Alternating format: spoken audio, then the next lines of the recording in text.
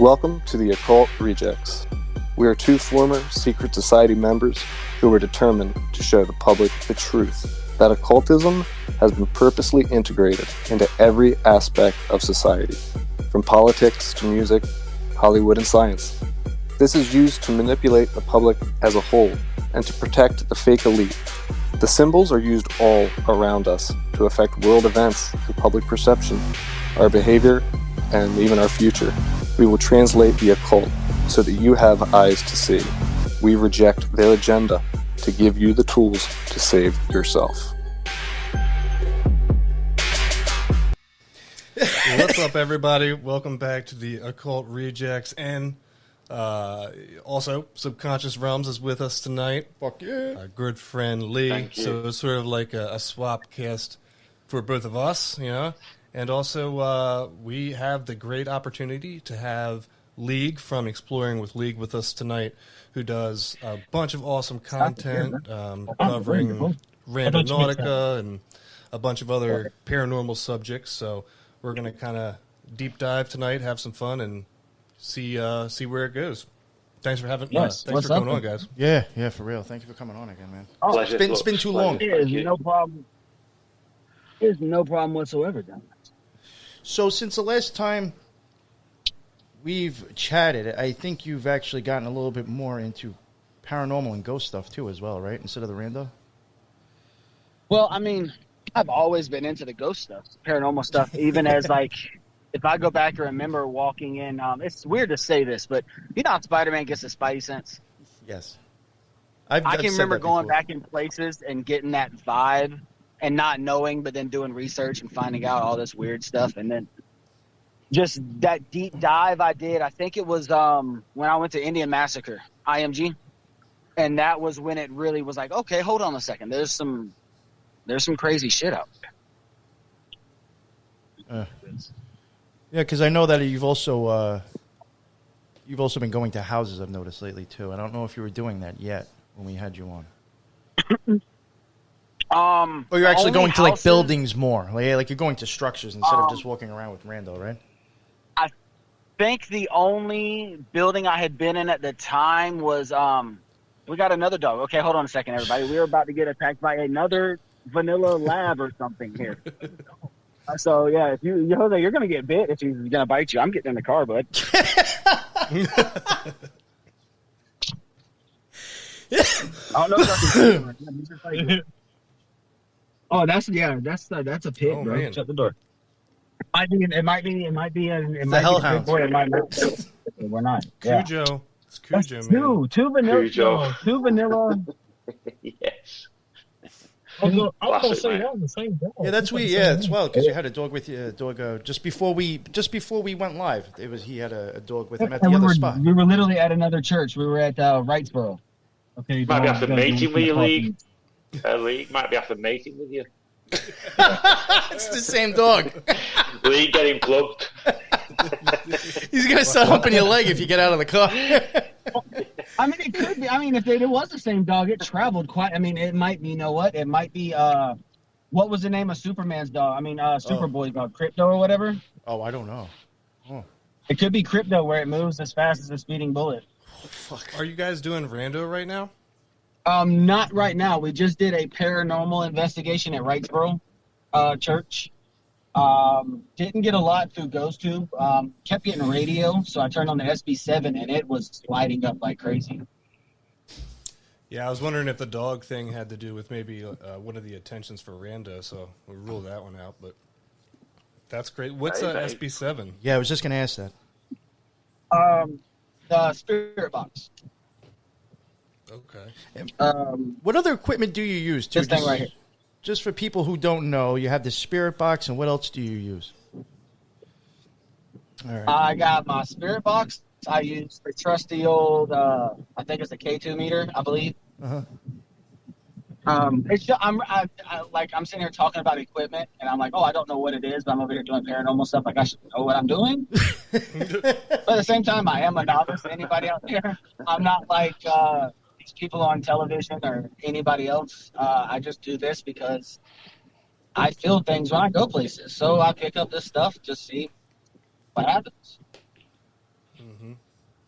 So if anybody's in the comments or anybody says anything like, "Oh, this dude doesn't know what he's talking about," it's because I'm not an expert. The funny thing about the feeling that you just were describing, like before we jumped on, I was going to ask you about that because I have a very similar thing. I'll be in a place with or without any paranormal investigations, but I get like a sense of what's in that place, and I think that plays a lot of important a factor in doing paranormal research because it's like you can get that sense when you go into a place. You get so much more of what's in that place just instinctively with discernment or something, because it's just obvious when you're in a place that you shouldn't be or something. And I just remembered before I got interrupted by the crazy dog. I think the last time we talked, the only places that I had been in, I think, was Aragon Park, which was the abandoned area town thing. Where it's got, y'all might have seen the video. If anybody out there hasn't, Aragon Park was a little area of town given to African Americans to settle, have their own do whatever they wanted. But what the government and stuff did not tell them is that the 5 plants surrounding the town was leaking arsenic, sulfur, all kind of harmful chemicals into the water and the lands, which was actually killing people. Babies were being deformed, born deformed. So they winded up getting hush money and all this stuff and moving some stuff out, and they left some buildings there and went there, and the 2 churches are fairly active. Really? Because there's 2 churches, there's 4 roads, and there's 2 churches, a bar, a food storage unit, a bunch of houses. It's a wild history. Is that why there could be negative energy there, Lee? Because of such atrocities, what's going on there? Trying to figure out, you know what I'm thinking about doing is hooking y'all's Bluetooth up to the car so the speakers are loud. But if I do that, y'all might get a lot of reverb. So So I'm just going to turn up the volume here. Okay, there we go. Lee, volume repeat that again. Low. You're up now. Repeat that again, Lee, so you can ask him again. Yeah. Do you think that's why there could be negative energy because of such atrocities, what's gone on there over the years? Oh, God. Give me a second. I do it again. Say it again. Do you think that's why there could be negative energy due to such atrocities, what's gone on over the years? I think there's a lot of energy there. I believe there's negative energy. There could be just residual energy because some of it just sounded like walking. Didn't sound like anything sinister. Me and Jose did have some stuff that was more or less it was weird. It almost sounded like high heels, or people in the live stream said they sounded like hooves to them. Right. But to answer the question legit, the best of my ability, negative energy can create pretty much any kind of bad vibe to a place. For an example, say you stumble upon a murder house. Or, Jose was talking about going to Chris Benoit's house in Atlanta. Oh, wow. The vibe from the house and from what happened could always leave a negative imprint on the location and therefore create something there that was never there to begin with. Right. Have you ever purposely gone to places? It's kind of like. Have you ever looked for places specifically like that? I have done certain spots. There's a place downtown called the downtown Augusta called the Gertrude Herbert Institute of Art, I believe it is, and they've had some wild stuff there. And I read up some history and I went there. Never got to go inside yet. I was on the outside. Sibley Mill. I did get to go inside Sibley Mill by myself. One of only 3 people to actually have access. Ghost Asylum did a show there. Bruce Willis filmed a little small part of a segment in the movie there. but they gave me actual full reign to the old powder mill. And that place, with what happened during the war and all that stuff, the energy wasn't too much more negative. You just knew you were being watched, almost like prisoner of war feeling. Like you're not supposed to be there, but Uncomfortability. the spirit can only. Yeah, exactly. Very that kind of like walking down a dark road at nighttime by yourself with a 70s yellow flashlight. Oh yeah. Start to get that feeling. Almost if you watch Stranger Things, the chicken skin on the back of Will's neck, you start to get that little vibe that hey, something might not be right. Yeah. I sometimes the next question, because I had recently seen, and kind of what sparked the whole conversation for us to do part of the podcast, was that you had recently been to the Georgia Guidestones. Yes. And with all this crazy stuff that's going on in the news about the Guidestones, you were there recently. What did your spidey sense pick up there? Actually, I went to the Guidestones June of 2021, I think it was. Oh. So maybe a little over a year ago. And I redid the video because of what happened and put out, because I wanted people mainly to see for themselves, not make assumptions based off of what you read, blah, blah, blah. But when I went there, walking up, it's the weirdest vibe. It's hard to explain, but when you walk up to this place, you got to park in a parking lot, and it's just in the field. It's open. There's not much there, but when you're walking up to it, it's almost like walking up to a like a power plant. You know that vibe that just comes off, that like crazy electromagnetic vibe that you get, that feel. Yeah. It's like that, and then when you start to get closer to it, you almost feel like you're sucked into a bubble. That's strange. It's almost like you get kind of lost in time for a minute.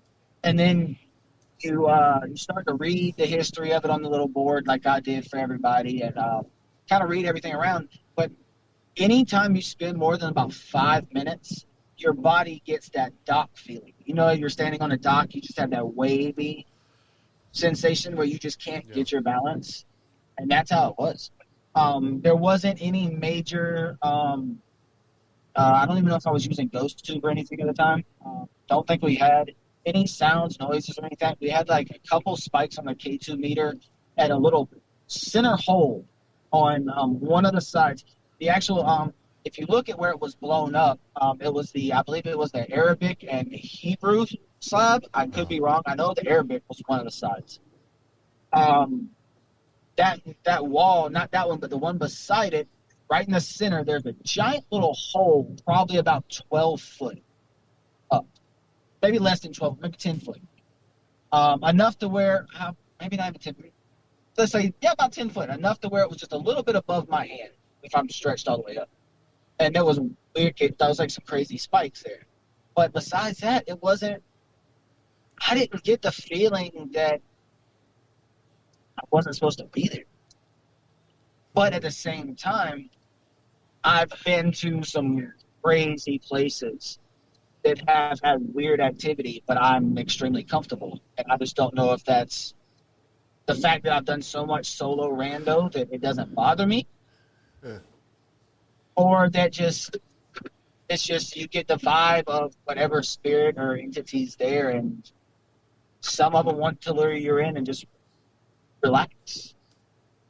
Yeah. Also, it could be like people say, I mean, the reason why it was demolished was the mayor of Georgia said it's satanic. All this and that. The NWO claimed to let it burn. All this about the commandments, all this craziness. So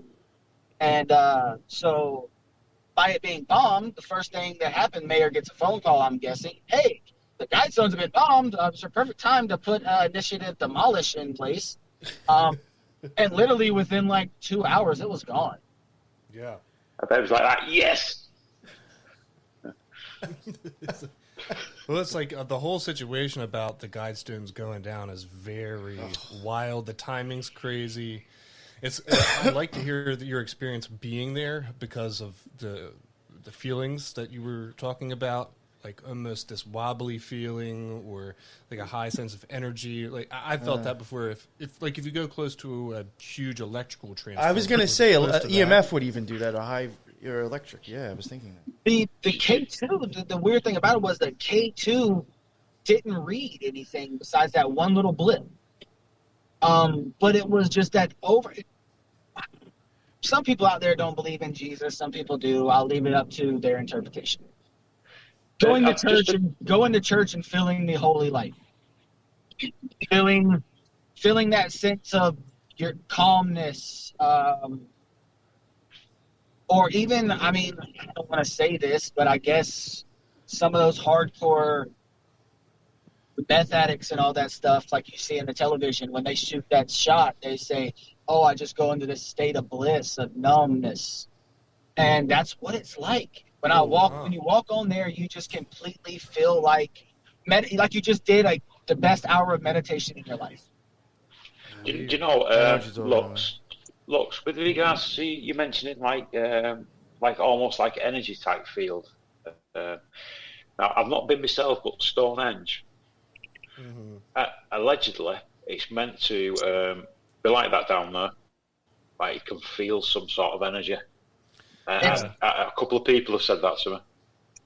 It's a massive. And the thing is, I'm gonna go back eventually sometime soon because I'm going to Atlanta because I want to film a bunch of stuff that's in Atlanta. I want to film like all these movie sets and all kinds of stuff. But just do a bunch of abandoned, and I believe there's a couple hospitals and a prison farm and something up there. So I want to check a bunch of this stuff out. But goodness gracious. Oh, yeah, I want to go back because I want to stand on the rubble and get that vibe, see if that vibe is still there, or if it was all related to the four pillars and because to me when you read it and watch my little video, it's all meant for peace. It's not meant for. It doesn't show anything about devil or none of that. It's all meant to bring people together, peace and all this stuff. And if the tablets just hold some sort of energy, then the site won't have any of that same energy when you return back to it. So I'm interested to go back and find out if it still holds that little bit of energy or not. And if it does hold the energy, then you can almost start to think, is it really a guide stone? Was it a a monolith? Could it just be the area? And then if there isn't anything there, then you have to wonder the deformation in the geometry of the bricks and what the bricks were made out of, the stones and all that. Does that have something to do with it? That's what I'm saying. And by going back, even with it being demolished, if there's any residuals, say, in the land, or they say some things are the way they are because of ley lines and such, the power of the earth. If there is anything there, it should still be there. Yeah, you should understand. But if not, if there is no energy there, say you walk onto the property and it's just dead air, then you start to think, okay, was it the pillars that had something more to them? I mean, I don't know, because it says that, oh, this person created the pillars, but then people try to say, oh, this person didn't create no pillars, they didn't do this, they showed up out of nowhere. There's multiple mixed stuff about the Guidestones. But you got to think, if they were built, because let's see, another crazy thing, they were built in June. I'm a June baby. I went, not knowing when the Guidestones I went in June. So right as I get out of the car in the video, I walk up to the thing and I even say to myself, like the guy I was with, I was like, dude, check the date on the thing when it was built. It's June. We're here in June. It's weird how it came together, and it was strange. But I'll be honest with you, I loved it. But I'm also crazy as hell. I would have gone there. Yeah, I just seen where good old Mo Sargi was there yesterday after they tore it down. Oh, for real? Yeah. Surprise! It was there, mate. And then I saw him tweet out something about Crybaby Bridge, and I was like, "Yeah, I've been there twice." So I tweeted him, just being I'm a nice guy. I don't hate anybody. So I tweeted him, was like, "Oh yeah, just be careful for like camera troubles because my camera shut off during the live stream. Like my phone was working, but nobody could. I mean, it froze for everybody else. Couldn't like it was. Who was that was there? It was insanely strange." So I was like, "Yeah, have a good time, bro. Just watch out for crazy people and don't get pushed off the bridge by a crazy ghost." Lee Mosarge is another YouTuber, and he does a lot of he did still some now does rando content, but you know some of it's hit or miss. It's like some feels really authentic, and some of it doesn't always feel super authentic. Cheers for that, mate. I never want to blast anybody because I'm not that guy. Like, and you never know if the channel blows up. I don't want to hurt anybody or make anybody feel bad because I would still work with these people, but they know that I'm not going to fake anything. That's probably why some people just won't work with me because I know what that's like. The weird thing about it is I am what's the word I'm looking for? I am a danger magnet. I don't have to really fake anything crazy. I can just go to a place and stranger danger. I can just go somewhere and something weird's gonna happen. And but I will say it's weird to see people work together. Like I believe back when Mo Sargi did the Project Zorgo stuff. I don't know if y'all remember the Project Zorgo stuff that was going on like 2020, 2019, 20s, whatever it was. The guy with the anonymous mask, and it was some weird, all this stuff. And then, so he did some videos on it, and like you can tell in the videos that the guy that was threatening him and all this stuff was just his buddy and all that stuff. And then Yasko puts out this whole video, just trashing the video, the whole series, all this stuff, saying how we know it was this person, it was all fake, da da da da.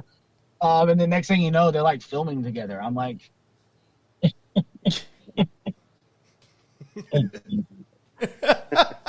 mean, it's just like how's it go again? But when you look at it, though, I mean, and this is the only reason I won't fault anybody out there that fakes a video or anything like that, because people will go to the movie theater and pay $20-something a ticket to see a movie that's made on a set. It's not real. Yeah.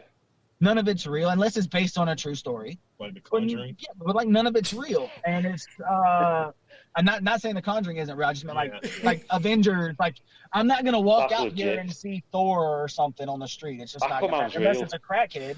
It's just not gonna happen. I mean, there is movie theater. Like last night we did a storm chase and we did a Randonautica pin at the end of it. And when we got to it, there was a crazy dude talking to himself with a Halloween mask. The eyes were lighting up red. I was like, is this like it's like a crackhead version of Red Hood, just chilling in the street. But people pay that money. So when you get a YouTube video that you don't have to pay for, or you can throw like $1.99, $5 super chat. If you want to, they're gonna eat that stuff up. And no lie, I legit put out a video, like it's a filter on Snapchat with Siren Head. It's like a little short, and it's got like 3,000 views. Mm-hmm. But some of my most fire videos, like Sibley Mill, which is amazing to me, it's one of my favorite videos I've done. Or I was at the cemetery in Savannah. What was it? Hillcrest Abbey. And as I walk around a turn, and like kind of like I was talking to Jose because he was like, I'm walking this way. Jose was probably about 30 feet to my right. As I walk around the turn, there's nothing there, but in an old black man, like an old black man's voice, you can hear, I'm here, but nobody's there. Understand, I'm real. Or I'm real. It was either I'm real or I'm here, but it's predominant. You can hear it. Or for an example, I just put out a video the other day. Me and Mike were moving a washer and a dryer out of a really nice house that had just been sold. And as I'm sitting in the house waiting for Mike to get there, I'm sitting there with this lady that we were working for. And you start to hear like noises in the house. So I opened up GhostTube, and matter of fact, I'll tell you exactly what I got. I've got good thing about GhostTube is every time something happens, it saves it, which is great. Oh, cool. Which Randonautica should do, because I've lost a lot of pins by just the phone locking and then they disappear. Mm-hmm. So, but if I'm not mistaken, we got we got rituals. No. What year is it? Yes. Scratch. Yes. Neil and Nicole. Oh. Stop vaping on me, bro. It looks like a smoke cloud. I'm just messing with you. But it's so I was like, okay, well, I'll film a little bit. So I pulled out the phone, and the girl winds up walking outside, and I go upstairs and kind of do my little thing and walk back down the stairs. And as I'm walking down the stairs, you can hear footsteps behind me. So as I get to the bottom of the stairs, all you hear is just insane banging, just boom, boom from above me. And it was wicked, dude. It was just, it wasn't planned. It was like, okay, I'm going to go here. And it just was like one of the things where it happened. And yeah, you can definitely tell a difference in content, like when it's authentic. Because I had to ask you about, I had seen a video not long ago from your channel where you were in the woods and Jose was there with you too. And there was this. Oh, the mosquito? Yeah. You said that you got this weird vibe. And then you like looked up and there was this tree, and when you would ask, the leaf was moving. Yeah, can you talk more about that situation? Okay, we were actually doing Randonautica, and I can't remember what we were doing live rando. Somebody actually asked for shadow people was the intent, because I was letting the I'm not one of those people that makes people pay for intents on their live streams. I didn't even know they do that. Okay. Some people do. Like, if you want your intent done, you can super chat and I think you're the only rando person I've ever really watched. So I wouldn't know.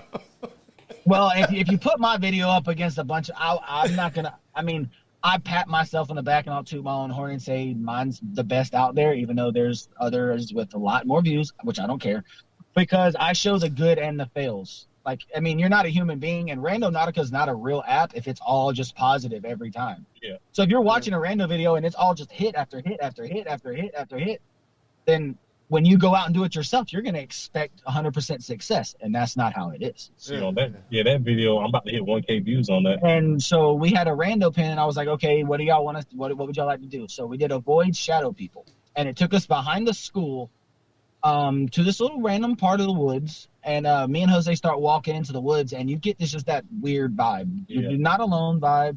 You're being watched. It's just that creepy vibe that you get.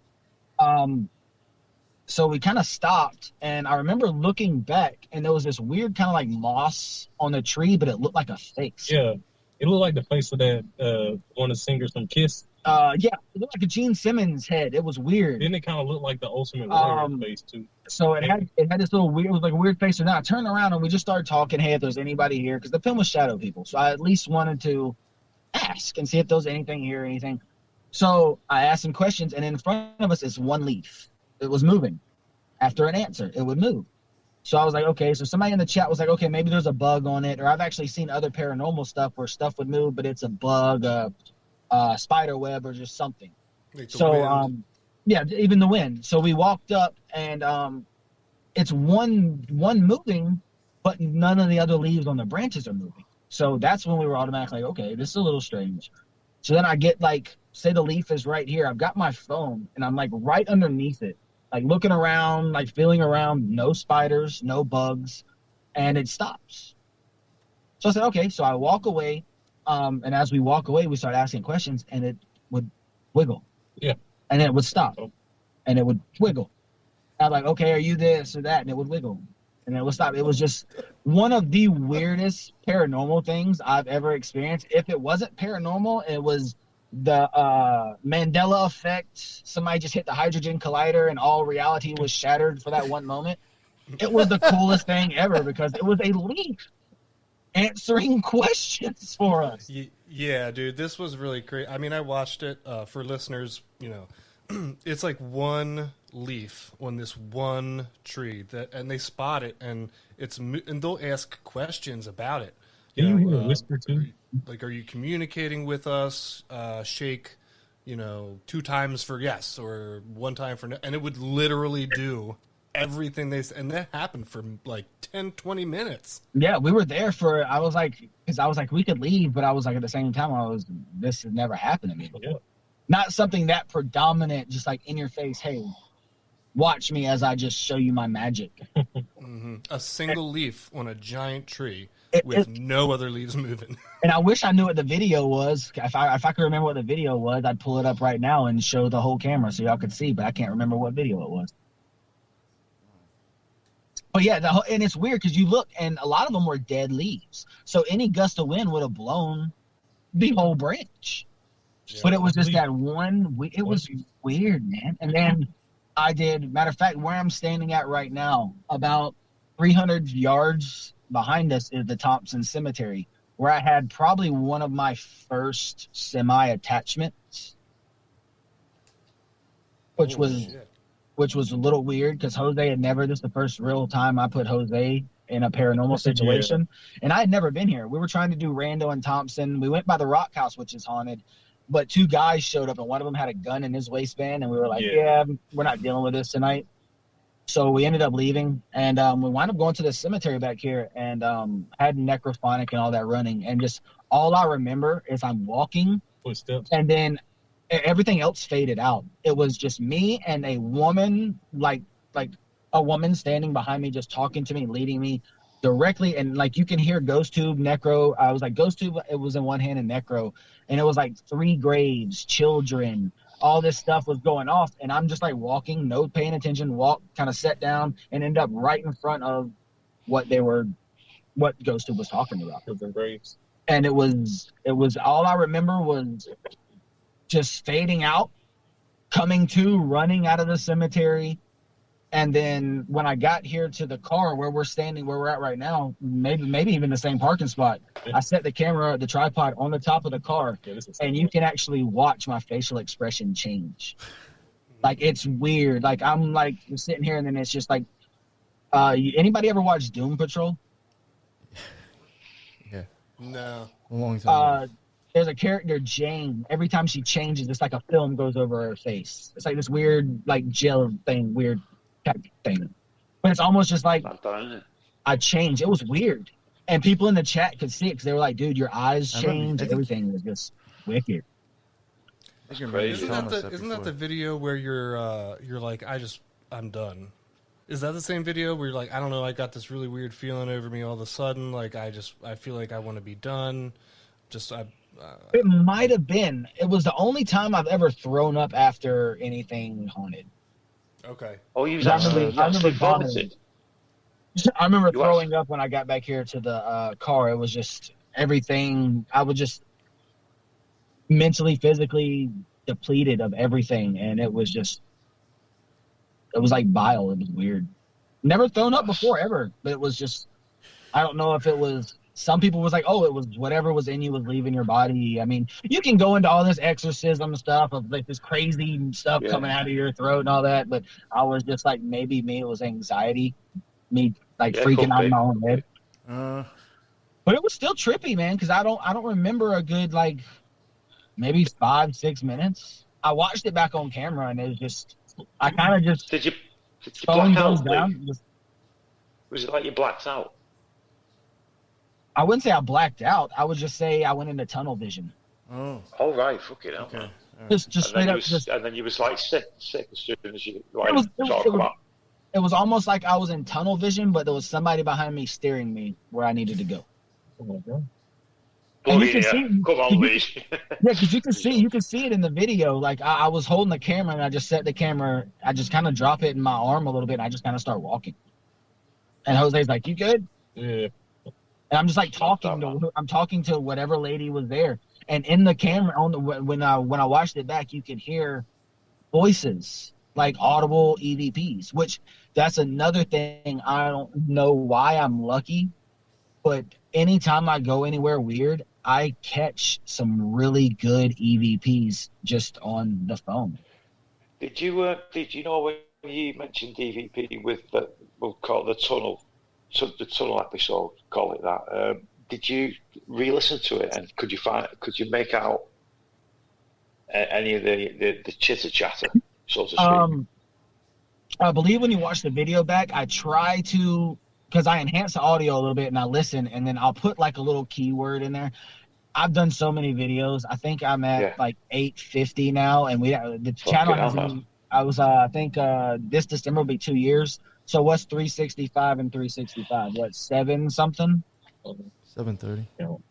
730. I've got enough videos. If I stopped right now, you could watch them a day for like 2 years. Get on that. So, because I just film, that's all I'm doing. I'm just a warrior at this. I just go, and but every time, if you watch the video back, a lot of the times, if I know what they're saying and can comprehend it, I'll actually put the word in there, or I'll put something other, and then the fam will watch it back and be like, okay, I enhanced it, I put this, and they can bring it more. But there is a lot of them that are a bit like subtitles, like. Go ahead. A bit like subtitles. Yeah, not much subtitles, but just like little pop-ups. Like, you know how if you ever watch a YouTube video, you got somebody that pops up the little subscribe thing. Yes. It's like a little little pop-up. Not a watermark, but like a little Yeah. How's it go again? It's like because I mean, I need to do better with subtitles, because I actually have a couple people out there that are deaf. And I've been trying to get the subtitles working, but I don't know if you've ever tried to do subtitles for YouTube videos. No. It's almost like you got to completely listen to it, every single part of the video, so you can type it in correctly. Right. It's almost like the clarity. It's almost like, basically, like, once this is over with, if you listen to it and wrote down every single word, and then you're like, okay, this is the plot line, the story that I'm gonna present. So and then you have to it's like rewriting a script. Right, you get. And it's crazy. It's a lot of work to get subtitles, and that's why I'm like. But that's really time consuming. That. And then I do everything. I do filming. Jose drives, because I don't have a license. I don't drive. But besides that, I mean, I have a couple mods that help me with Discord.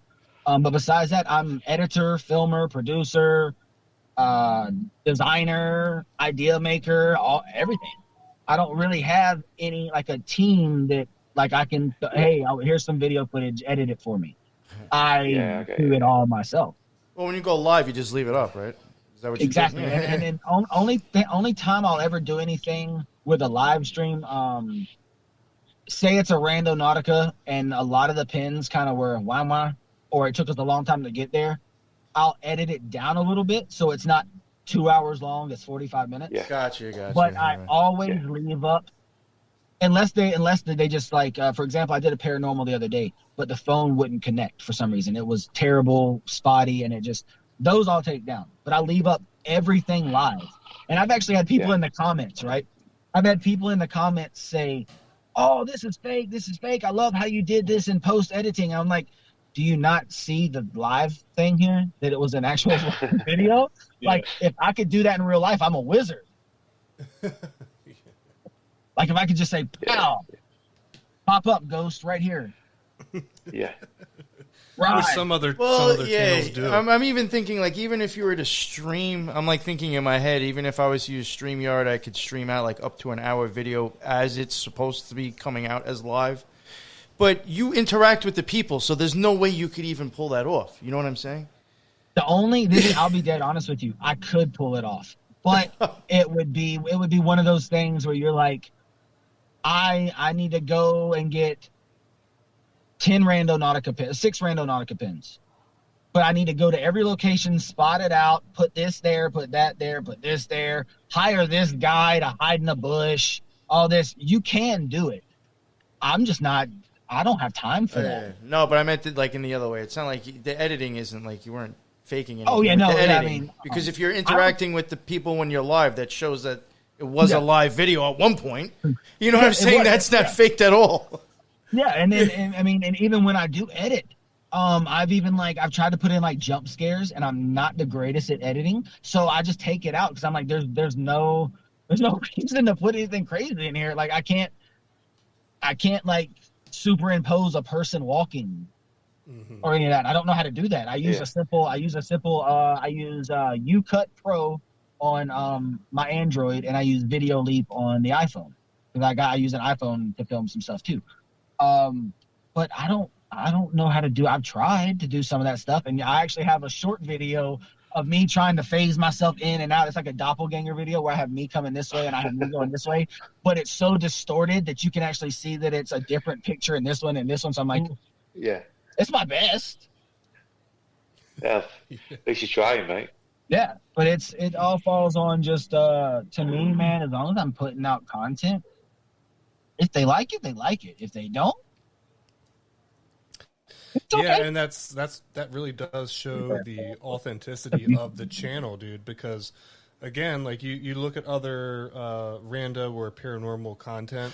I'm not gonna call out any names, but it's very clear that every site that they go to, something crazy happens, and that makes it so much more authentic for your channel because you're showing the highs and the lows. Unfortunately, people don't always want to watch the whole thing because with our society now, it's like, how fast can I get this fixed? What's the craziest thing that I can watch on YouTube and immediately, see some wild ghost stuff, even if it's not real? And people gravitate towards it and give it millions of views because it's, instead of doing a deep dive and watching a channel for a long time like yours and seeing authentic events, the easy clicks are possible. Yeah. I mean, I even what's most convenient? Is it almost? And see, and speaking on that, which is crazy, you brought that up. I've actually put out full rando videos, but sometimes I've taken 20 seconds of it, like a crazy part of it, and I'll put it up, and that thing will hit 1, 2, 3,000 views like nothing because it's only 20 seconds. It's that flash of 20 seconds real quick to get that real crazy adrenaline rush. But it's not some of them don't want to read the storyline because my rando videos, it's a story. It's going to build, even though it doesn't seem like it. And some of them are live and all that. It still builds, or it'll start off with a bang and it'll drop. But it's that quick boom that people enjoy. Yeah. Sorry, mate. Do you get many of the shorter videos, like you say, like that, more of an impact? Do you get many of those? My shorts have done fairly well. The short videos, like anything under a minute, it's done fairly good. I put out a couple of them here lately, and they'll hit 1,000, 2,000, no problem. I had a short video of I went to a wrestling show. I got a wrestling show tomorrow. We're going to from when was the last one? It was like in May. May. I got a short from May where one of the wrestlers got headbutted from a fan. And I made the mistake of sending it out to all the people in there on Snapchat without watermarking it. So the guy took it and put it on Twitter and got all this crazy publicity from it, if that's what you say. Right. So a lot of the places that ended up using the footage, it's like his name and stuff on it.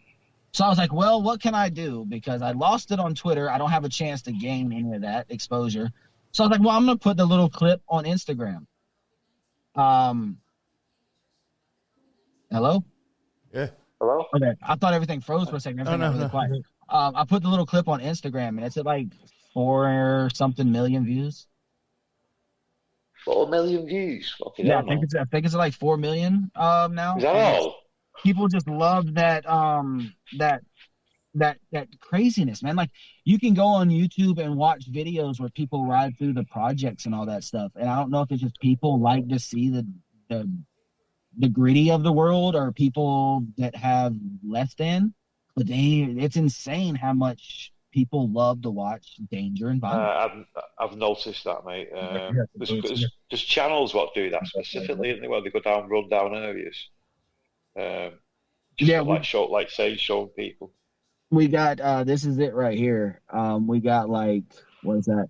100,000 likes, I think it is, and I believe it's got 4.6 million. Oh, Jesus Christ. quality, that, mate. Nice one. And it's only like 7 seconds long, maybe less than that. But I was like, hey, it's exposure, and if it hit that many people, I think Jim Cornette picked it up. A lot of other people picked it up. So I was like, hey, it is what it is. That's 7 seconds of your life. Yeah, I mean, you gotta try though. Like example, split that one in nicely. It's 7 seconds. That 7 seconds was worth 4.5 million freaking views, which is insane. Because there's movies that never even hit that goal. It didn't hit one of that goal, which is in 1 million people watching it. But it's I mean, Avengers Endgame. What was it? $7 billion. What was it? God, it was something else. I forgot. I just completely spaced. It's all right, man. I do that too. You know, just one of those things just happened, and I put it out, and people picked it up, and then, yesterday I was storm chasing, and with this man, and we were going to go to Aragon, and then storms started happening, so we started storm chasing, and I tweeted out, and then I made a story, and I tagged the Weather Channel and meteorologists and all that stuff, and they had a couple one lady put it on her story and all that stuff. I'm like, you just got to try, making a video and all that stuff. If you try, maybe tag somebody, you never know what's going to happen. You might get that one person that tweets your stuff that has millions of subscribers, and the next thing you know, you look at your channel the next day and you've got 500,000 people. It's all it takes is one split second for something to happen for everybody in the world to say, you know what, that was crazy. I might not watch any of your other videos, but I'll subscribe to you for that 7 seconds. Yeah. Look at OnlyFans.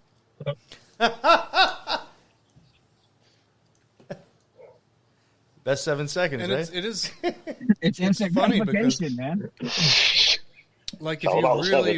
If you really started at the very beginning and you watched all your content, right? Let's say we watched the very first video that you ever produced all the way up until your latest one. You're giving an honest opinion about what Randonautica is, for all of your rando stuff. And it really breaks it down for what the application is about, instead of totally make it into this crazy fictitious story that every time that you put in a pin that you go to a location and then you get a crazy event that happens, or maybe an air tag placed on your car, calling out some other content creators there with that one. Well, it's not like that. A lot of them you can go to a lot of these channels, no names, and it's the same intent over and over. Missing this person, police. It's all the same stuff over and over and over. Or it's somebody. This is what I think I said this in the last one. I don't watch any Randonautica, any paranormal videos on YouTube. I don't watch any of them because I don't want to be influenced by anybody. I don't want to go and do something and then somebody say, oh, you did that because of this person. Because then I can say nope, because I never even watched the video. So I want my experiences to be my own. But there are people out there that hop around to videos and say, okay, you know what? This person went there and had a crazy experience, so we're going to go there. And we're going to do this. We're going to do that. Man, this man went to Savannah, not based off of nobody's videos, but based off of the fact that it was one of the most haunted places in Georgia and the United States. So we're like, hey, what better place to go for us in the channel than Savannah? Yeah. And then you get people that do the Guidestones and Crybaby Bridge and all these other things. And people start walking solo doing Randonautica. And I'm like, hey, it originated over here, but we're making it mainstream. Only be 2 solo Randonauticas in my channel. And then the other day I did a Randonautica not too long ago where I was on the bike, filming with one hand, holding the rando with one hand, riding with no hands, live streaming. Safety first.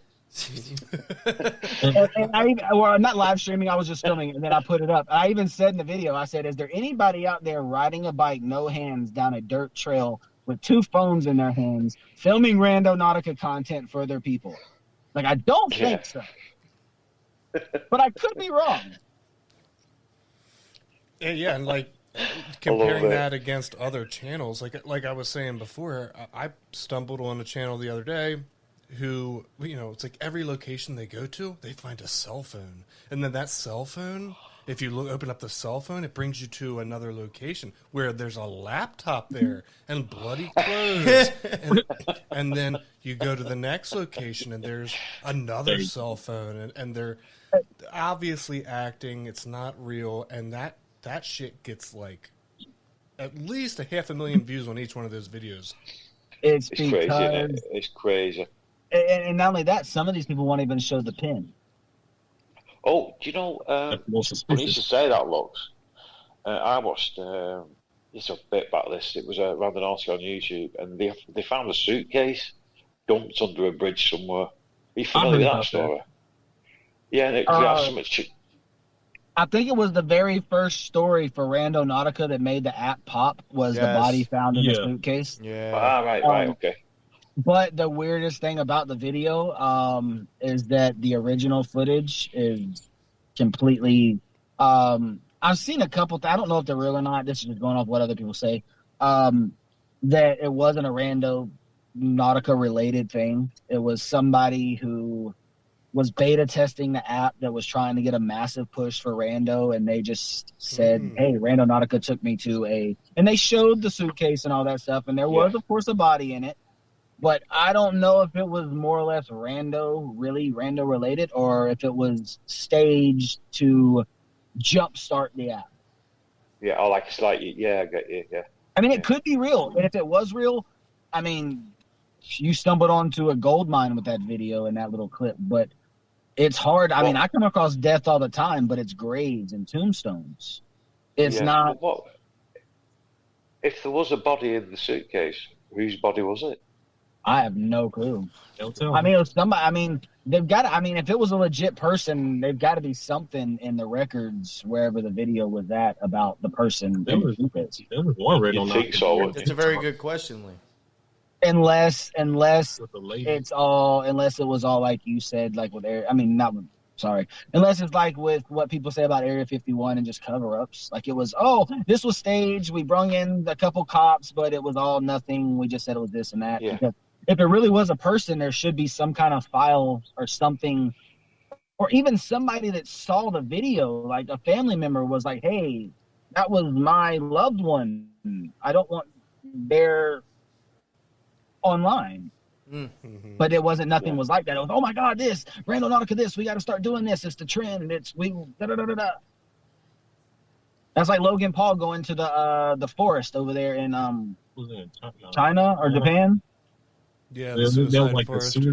And then actually showing the body and all that stuff, and then YouTube cracking down on everybody. I'm like, come on, dude. Mm-hmm. Yeah. It's that gratification, man. It's that we're going to see or do whatever danger we can do, because that's, sad to say, that's just what people want to see. They want to see your life in the biggest amount of danger possible. Or you interacting with the police. Like, I've been stopped by the police doing Randonautica on Washington Road for no reason. And people watched it like crazy because it was, you might get arrested. This and that. But it's not going to happen to just the average Joe that walks out and says, hey, I'm going to walk down the street and do Randonautica. It might if you're in a bad neighborhood. Maybe. Mm-hmm. But normally walking down the streets of your city doing Randonautica, you're not going to come across a cell phone. You're not going to come across a guy that's missing. You're not going to come across $60,000 in the woods. A doll in the woods that's hanging by a giant rope that has like a storybook attached to it. Yeah, no, me and Mike came across a baby doll head, but it was something that looked like it had been there for probably 4 or 5 years. And then me and this man was doing rando one night, but it wasn't even in the location, but there was a mannequin head just on the side of the road, so we stopped and checked it out. Didn't somebody draw on the eyes through red? Yeah, they drew like blood on the eyes and stuff, but it was just one of those weird things that it's just... Yeah. Mostly sorry, me. Lee, did you just say then a baby doll's head? Yeah, we found like a little baby doll head. All right. It had been like it had been there so long, it had been like smashed in and all that stuff. I mean, it could have been put there or whatever, but I mean, it was to us, it was just I was walking and Mike was like, "Hey, I found something," and I walked over and there was this little baby doll head. But those woods that we were in are anonymous, like creepy murder woods from back in the day. The whole Augusta Canal you used to be able to drive down, and people would dump bodies in the woods and do a lot of crazy stuff out there.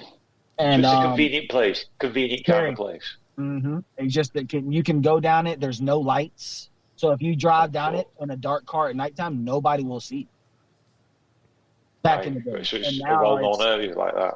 And now it's been cleared out, and there's a little bit of light and all that stuff. You could probably still do it, but it was so crazy back in the day. And then also it's right there by Sibley Mill, so it was all battlefield.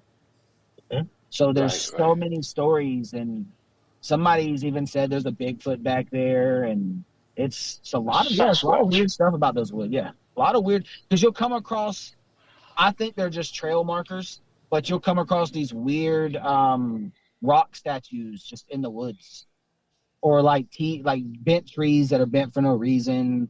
These little bitty weird teepee things. It's strange. Have you actually witnessed Sasquatch? I think he's out there, but this is the thing. The reason nobody sees him, I think he's nocturnal. Also, I have a feeling it's probably just an alien. What if Sasquatch is an alien? Yeah, anybody ever? I mean, that's something. Like, he could be extraterrestrial, so if he don't want you to see him, he can just do camouflage. Shape-shifting, too. Yeah. He could be a shapeshifter as well. Yeah. Or it could all just be some crazy dude in the woods that's made the most elaborate prank. Dressed up in the suit. The most elaborate prank of all time. I mean, that's like, what do y'all think about crop circles? Yeah, I mean, they can prove that they can be done with just like fucking rope and sticks. Yeah. Would you imagine the time that's put into that? Oh, yes, especially some of the designs. Isn't there one spot in Greenwood, South Carolina? Go ahead. I'm going to throw this in the trash real quick. What's up, you guys? You all right? Yeah. How y'all doing? Good. How are you? Good. So, yeah. What's Lee doing? Yeah, so like we did this one Randonautica, and like it took us like in the woods into this abandoned house, and we was in there, and it was like expired not soda cans, but like what's it called, like Chef Boyardee cans. And then there was like a dead bird in there. It was like covered up. Then we saw like a picture frame, and it had a picture of somebody. It was like a little black boy. Oh, we're talking about that Randonautica when we found the one in the woods. Which one? The one in the woods. We've done so many. I think we called it the murder house, though. You're talking about that house that we found at the very, very end of the live stream? Yeah, it was in the woods. Yes. A lot of people seen that. A couple people seen that one. I don't know what the thing is. But at the end of it, there's a house. We were getting ready to close down the live, and we're like, "Oh, we'll do one more pin." So we ended up going by a bank, and the pin was kind of in the woods, but you could see there used to be a driveway that went into the woods, but it had been like foliaged over, nature had taken back over. Yeah. So we get in the house, and I actually did some research and come to find out the father had killed the mom, the two kids, and then suicide. Yeah, and there was a picture of one of the kids in there too. Yeah, and it was weird. Like, everything was still left in the house. There was like Dior cologne and perfume from like the 70s. And it was like some like spaghetti cans. It was weird, man. That was one of those places that we didn't. And then we did a rando recently on Washington Road, and it was another house where there had been a murder and a crime. And I rode by it maybe a week ago, and they had torn it down. What's that? So it's, I don't know, some giant tractor thing. It was like a. But that's the. It's. I think we hit on this last time we talked about rando being with the whole. Can it be real? Is it playing with your mind? Is what do you think really that's all on about? Another plane? I was going to ask you that again, actually, if you wanted to maybe touch upon that. How you think that app actually really works? There's two ways to look at it. first way. No, actually, I take it back. There's 3 ways to look at this app. 3 ways to look at this app. Fuck. It's a creepy version of geocaching, which they really just want you to get your steps in and fitness, because it did come out during COVID. It boomed during COVID, where people were in their house. Then people started going out, exercising, exploring. Look at the amount of YouTube channels that started during COVID, and the people that drop videos with rando. So it could be just an app to get you out walking around. The other one could be, it's whoever's running it is the luckiest person on planet Earth, because they've got people that truly, honestly, diehard believe that you will come across your worst fears playing this app. And they have people, no names, but they have done interviews with certain people that have very creepy Randonautica pins. Or you look at it in the other retrospective, and that they got something going on that's nobody knows about. Government, whether it's government-wise, Illuminati, secret society, whatever it is, for it to hit for so many people, especially with me and certain things, it's something going on that we don't know. Well, you know, when we did a series about Randonautica, and eventually what we landed on by looking at all the patents, right, with the Randonautica patents and how they file them, and like other events that were kind of going on with Randonautica and other colleges that were doing research on being able to use cell phones for mind reading. Like, that's exactly what they talk about. I know that sounds crazy, but they were using these different technologies with cell phones to be able to read, the way that your facial expressions, the way your voice is talking about certain subjects, that they can read your mind. Well, that was the big thing when Randonautica started. People were talking about how they were listening in through your microphones. Mm-hmm.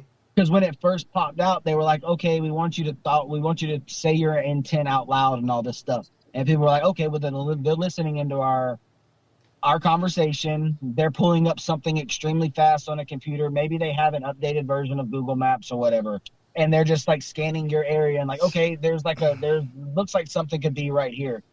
We'll make that his dive." But if that's the case, you gotta have, because I've gotten rando pins within like seconds.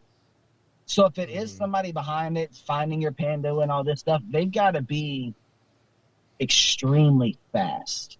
Right. So you got to think that it's I would say it's probably about 90% random. It's got to be random. If it's not random,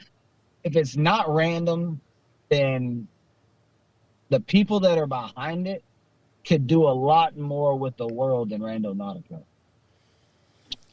Yeah, and I was even kind of coming to the conclusion there at the end, because I had double checked the geocaching stuff. I was like, okay, maybe they're just using the huge amount of data that we have already collected for geocaching, and maybe that's why they're sending people there. And then I cross-checked it when I was doing rando, and it never brought me to any current known geocaching place. And then like looking into all those crazy articles that are saying, no, this research is about trying to figure out the way that you think based on electromagnetism, eye movements, as it's like reading your facial expressions at the same time that you're doing rando. I definitely think it goes deeper, and it seems like a beta test for something else. And speaking on when you were talking about going deeper, this just hit me in my head. A lot of the times when I do rando, I tell people this, and it's happened. I've even told Jose, or when I'm with Mike, if you don't go into if you open the app, just like, okay, but I'm going to do this, that, probably nothing. You've actually got to open up before you turn the app on. You got to be willing to say, okay, you know what? If it's going to be harmful, okay. If it's going to be this or that, you got to be kind of open to. I've also seen this. A lot of people that are open to the spiritual world, paranormal, and all this stuff have better turnouts at their rando pins than somebody that's shut off and just jaded to no paranormal. There's no aliens. I don't believe in any of that stuff because, like you said, in your mind, we don't know. We what 10% of our brain or what it is. Yeah, maybe less than that. I'd probably use like 3. So do all of us on this podcast. Exactly. And so you never know, man. They could be. Rando could have some secret code in its app that clicks. It's almost like anybody seen American Ultra? Yeah, I've seen that. It's a good film. Yeah, it's a good film. When you're called on by the government, and they just call you and say a phrase, and your brain clicks, and you just turn into this crazy badass. Maybe there's a code in the Rando app. Maybe there's something that just clicks a switch on in your head and you're seeing stuff that's not really there. And then when you go back, I've done Rando before. I mean, I said I've done Rando. I've gone back to Rando pins before and there'd be nothing there. I've gone one time where I found a machete and went back a couple days later and the whole ground was cleared and it didn't look like anybody had done any work there. It was. You found a machete? Yeah. What, just on the floor, like? Just a half piece of, like, maybe the top had been broken off, but it was just a machete laying in some tall, like, sawgrass. It's a bit strange. It's weird. I mean, the app is,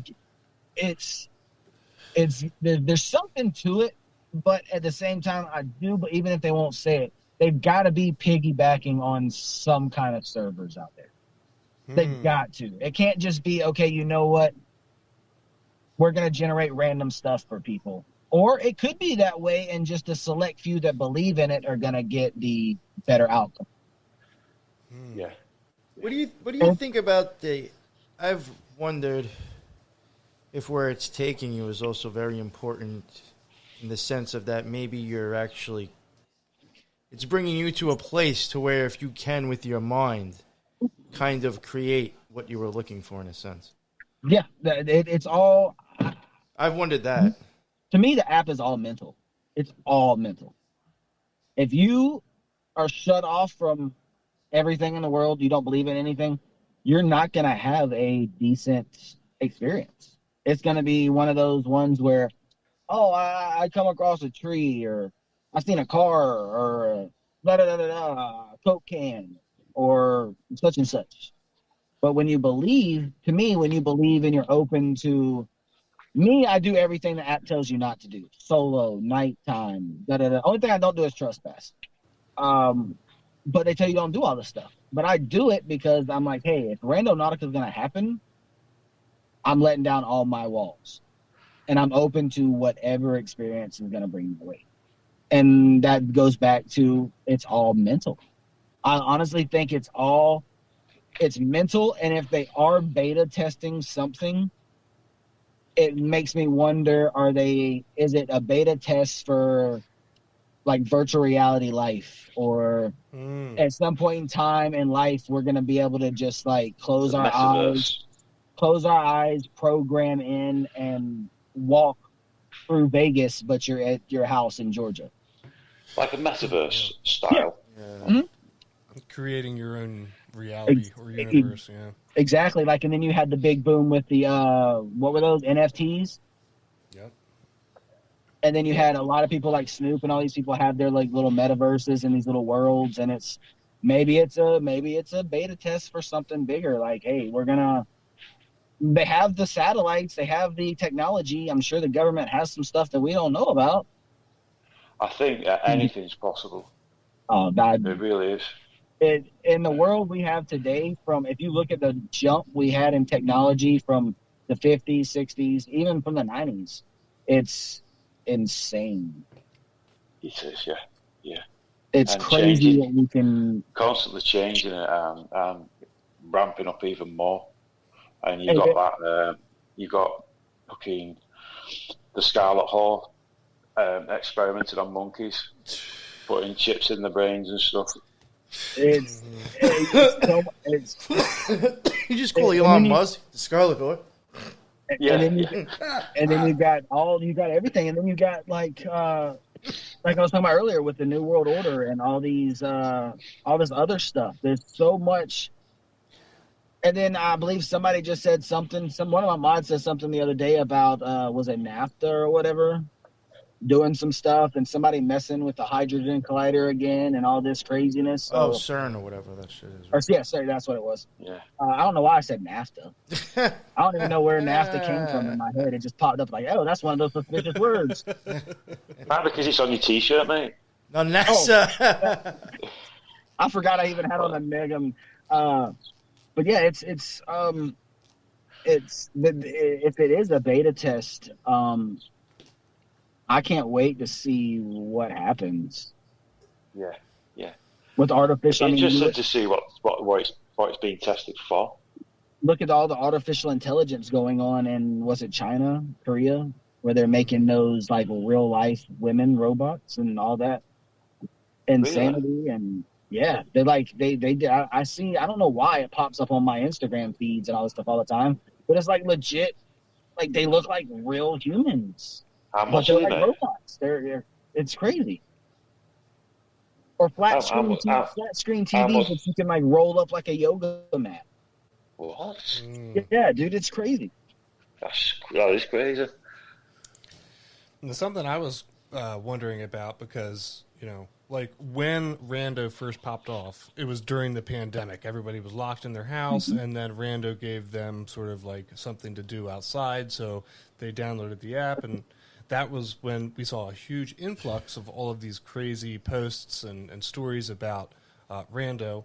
That's why I was thinking it could possibly be a beta test for some other bigger technology, because then they have a good test perimeter. They can figure out, okay, most people are in their house, but we can track the people who are using Rando and see how their intentions are being manifested in the real world. And not only that, if you dive into it a little bit deeper than that, with the fact that Rando came out almost COVID boom when everybody was at home, think about it. In the places that Rando first hit, if you go back and look at the videos, they were isolated areas. It wasn't like a big boom all over America. They were like certain areas. When everybody was at home, who's to say that the people that made the app didn't go out to these certain few select places, place some stuff or all this stuff, and then, okay, we're going to do the app, put it out, and there's going to already be some stuff laid out. So those first couple of people will have these massive hits that'll just draw more and more people in. Or, like we said a minute ago, it could just be all mental. And have you seen it change over the years? Like, you've been doing this a long time. How's it changed? From when you first started, Rando, you would open it up, it was Randonautica. You couldn't do anything. You couldn't move any of the stuff around. Now, when you open up Randonautica, and I'll do it right now for you, Randonautica now, whenever you open it up, you have your general location. This is what you used to only have.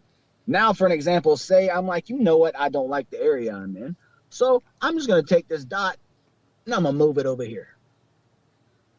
I don't like this area either. Oh, there's more people over here. It's a more populated area. Okay, let's move it over here.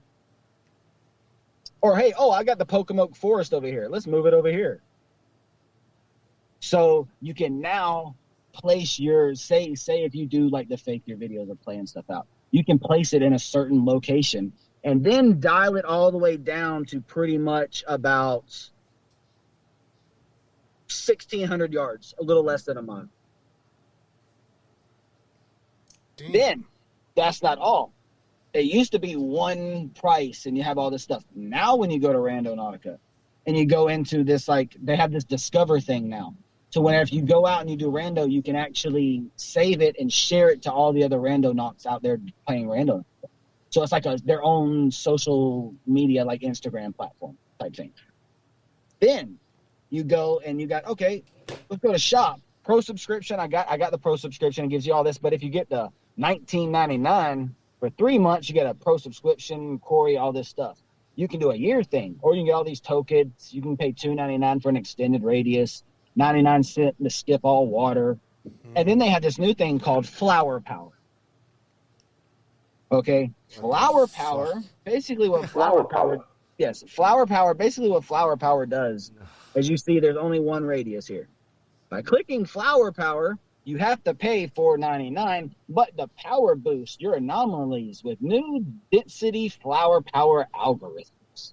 And it's basically, it gives you like you know when you look at those fractal images, or like you got one circle here and here, and all over the place. It gives you like 6 or 7 diameters all over. So it's done changed from what it was to begin with to it's now become commercialized. Whoa. And people are having bad experiences with the app and not getting anything, so they introduced the flower power to say, oh, hey, check this diameter over here. Check this one over here. When really, the whole time you've been using Rando, instead of going directly to your pin and leaving, you should have checked the whole diameter anyways. Right. Which a lot of people don't do. They go straight to their pin and leave. It might not be directly at your pin. It could be in your surrounding, whatever your diameter is. So it's just they've added all these add-ons and all this stuff. And by doing that, the past 2 weeks, I wasn't able to get a power, a tractor, a void. I had to use all quantum and pseudos, which aren't diameters. It's just the pin, and that's it. And it'll say, oh, whoa, there's a lot of people out there doing Randonautica and da-da-da-da this. It's become a lot. It's a lot more mainstream commercial than it was when it first started. But that's growth I could imagine, yeah. Has it increased an awful lot at League, would you say? I think Randonautica's on its downslope. Right, okay. I think it's done got to the point where so many people BS that people aren't giving people like myself the chance to put out a legit rando vid. It's becoming so sensitized. Oh, I'm missing person, this and that you're like, oh, there's another rando. It's I've seen it before. Yeah. So I think honestly it's on that down plummet, and that's why they're trying their hardest to do. And I'm like, if y'all would just be real, show the bad stuff, show the good stuff, and make it real life instead of just this hyped up, you're going to find death and destruction. And it's not like that. You're not going to get rich. You're not going to find hundreds of thousands of dollars. I found $1 one time. I found a nickel and a quarter. It's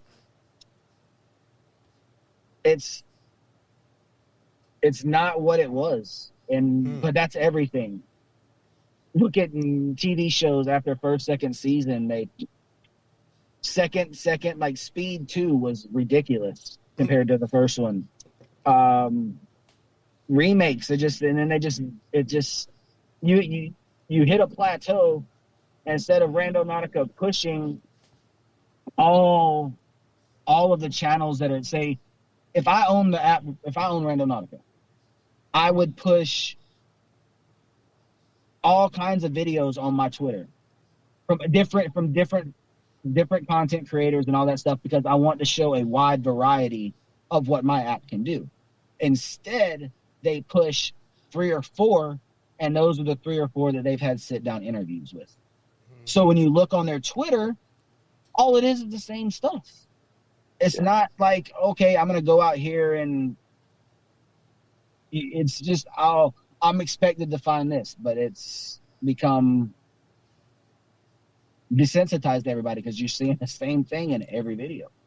Yeah, and that's kind of what makes me think that it's along the beta test theory, because even when I was doing rando, like a year ago or something, I would definitely see some weird things, and I'm the most skeptical about that stuff. When I use that app, I was very skeptical, and I would definitely find very strange stuff. And now it's like it's fallen off. So it kind of feels like in some way the test is over. Like whatever info they had to gather, they already got it, and now they're just sort of making money off of the app. That could be, that makes sense, because you're just, at this point in time, you've already, like you said, you've collected everything you need to collect. At this point in time, we're just keeping the app open to keep people outside exploring. Mm-hmm. Or at the same time, it could be, it sounds weird, it could all be one giant beta test for the health of the world. See how many people actually get out of their house and explore.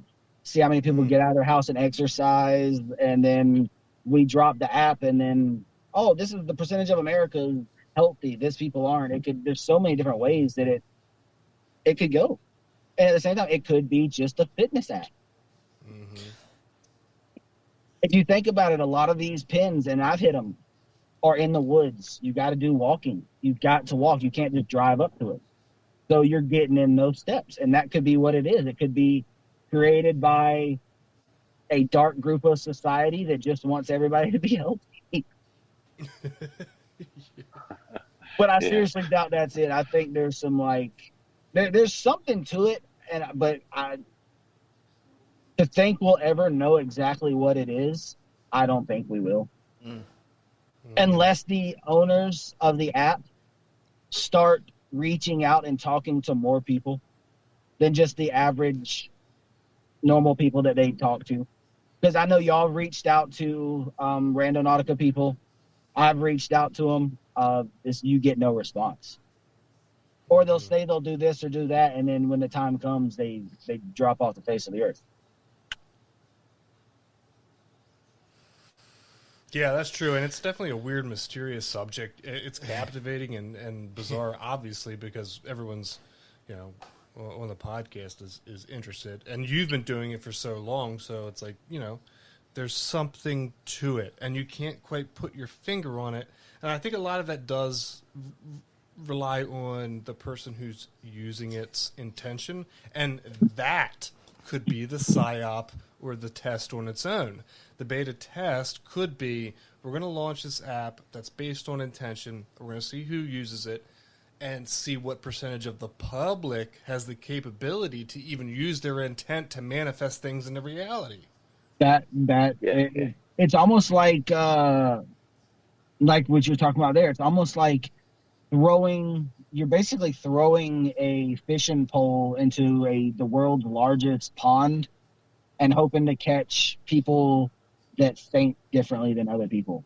Somebody that has that sensitive, medium, weird thing in their brain where they can click on, or maybe it could be like a beta test for, we're going to start this app. We're going to see how many people's minds we can alter or dimensions we can change. And then when the time comes, if we need an army of soldiers, all it's going to take is one word or two words to make everybody follow along. I mean, they already have. Look how many people followed along with Randonautica just off of videos alone. Yeah. Or downloaded the app, dropped the app, done this. And with me, I no longer say my intentions anymore. I will pull up the app, see what it is, and my intention's all in my head. I don't speak or anything while on the microphone. And I've noticed that has severely dropped certain pins and stuff. But to me, there's, and I keep going back to this, and I'll say it over and over. It's all mental. It's all mental. If you're not willing to have something happen, you're blocked. It makes more sense every time I say this to go on with what you're saying as the beta test and the mental and contacting people's other sides of their brains and changing like the way the world is in reality. Because if you're cut off to the world and like paranormal, aliens, all this stuff, you're not the type of person Randonautica wants. The type of people Rando wants are the people that are open to whatever is going to happen. Like you're open to whether it be dark web, Illuminati, Scientology, New World Order, spaceships, aliens, ghosts, paranormal, whatever it is, those people that are open are the people that I think get targeted more and actually have more success with Rando than the people that are like, you know what, I don't believe in any of this stuff. Yeah, it's interesting that, really is. Because if you think about it, Rando's not going to put out videos of people that don't believe. They're going to put out the stuff that's either believable or fake. Because it's going to... I mean, what would you do if you had a clothing line or something and you had all these people that were wearing your clothing, but you had celebrities that were wearing it? Those celebrities are who are going to go on the website or who are going to get pushed or who's going to show up on your Instagram feed. It's not going to be the little no-names that are rocking your stuff. So that's what Rando did. They jumped off of that initial surge. They hopped on the backs of the couple people that they talked to and follow, and they just rode that. And now it's getting to the point where people are saying, and they're coming to me even saying, dude, I'm watching all these channels and it's the same intent over and over. I'm sick of people finding phones, laptops, missing stuff, clothing, this and that. I like yours because you show your fails, but also it's not the same intent in every video. You switch it up, and you switch up the areas, locations, or you're walking, or you're open to whatever's going to happen. And there's too much BS, and it's destroying the continuity of the app. Yeah, and part of the beta test could also be once they figured out who is more inclined or who has more like willpower to try and manifest these these things into reality with the app, maybe that's also part of the beta test is, okay, well, how with these people who have downloaded the app and have good success like yourself, how long will they stay on the app? Mm-hmm. Right? Like that's how long will, and that's just more like data that they can kind of collect too. Mm-hmm. And I run it, and I'm one of those weird ones. I'll leave my house and I'll run the app without even using the app, just in case they're watching or following me. Bring some stuff to me. I'm willing. If you hop out of your white van in a black suit, I'm not going to run from you. Come up and talk to me. Just like hoping that, I'm one of those people that would love for that to happen. I'd love for Randonautica to message me and say, hey, let's talk, or hey, we'll use your videos. And I'm like, okay, let's do it. Because I'll show everybody. That would be good, that, mate. I show everybody how to do the app correctly. But I think that's what hinders me, is because I show it how to do correctly instead of focusing on the dangerous aspect of the app, which people want to see. Right. Have you had any of those experiences at all, though, slightly, with, you feel as though, when you go to do the app that you see the same car over and over again? Like, is there some aspect of that? Oh, yeah. I had one rando come out before Christmas, and I had the same champagne Tahoe follow me around for the entire video. That was pretty weird. They would slow down and stuff. I haven't, when it comes to like missing and stuff, never come across a missing person. Come across a lot of homeless people because of where I live. So the rando could be playing off of that, just that general area. But when it comes to being followed and all that stuff, to me, it's all in the area you're at. Because I got a rando coming out from Aiken, South Carolina, where me and Jose were in a bad area. And we just happened to turn a corner, and I heard yelling and stuff, and dude started following us and coming right at us. And then we ended up leaving and going to another pen, and the dude somehow made it to where we were at. Yeah. And was running across the street and almost got hit by a car, and these people stopped. It was weird, man. But to me, it's your location. Because if you're doing it in a really, really not suburban but high class area, not high class but high society type area and everything, you're not going to come across a posh area, that mate. Yeah, like a posh area. You're not going to come across the craziness, but you will get those crazy people with guns that are like, "Why are you in front of my house?" And that's why a lot of people get the police called on them, and you have these people that stalk them. It's because they're showing up in front of a random person's house with a video camera. Yeah, it's what does expect? Again, I'm not saying it's right or wrong, but you can understand some people, especially with how crazy fucking society is. That's why I don't go to houses. Yeah, I get you there, mate. Unless I know the house is for sale or empty, I won't go to the house because I love the app and I love getting dangerous with it, but I'm not dying over it. Yeah, because can't you? I mean, it's completely different over here, the laws, but I'm led to believe that anybody trespasses on your property, you can choose them. I think it's below the waist. Oh, right. Without being in any like crazy trouble with the law and all that stuff. Yeah, Right. I think they'd have to present like a danger, like where you think your life is in danger, then you can. Yeah. But also around here too, in the state of Georgia, we have the it's some kind of law. I forgot what it's called. But any abandoned building, if you stay in it, anything over like 3 or 4 months, you can actually own that building. So like squatters' rights or like some squatters' shit? rights. Seriously? Fuck. Yeah. Oh, yeah. And then it's legally your building. It's legally your building. You can receive mail and all that man. because you lived there for a certain amount of time. I know So mail's a that's- factor. I've heard of that. Yeah. And that's what I come across a lot of is me and Jose did rando downtown in kind of a bad area. And we came around the corner to a pin, and there was a guy and a girl coming and a man on a bike with lights on it.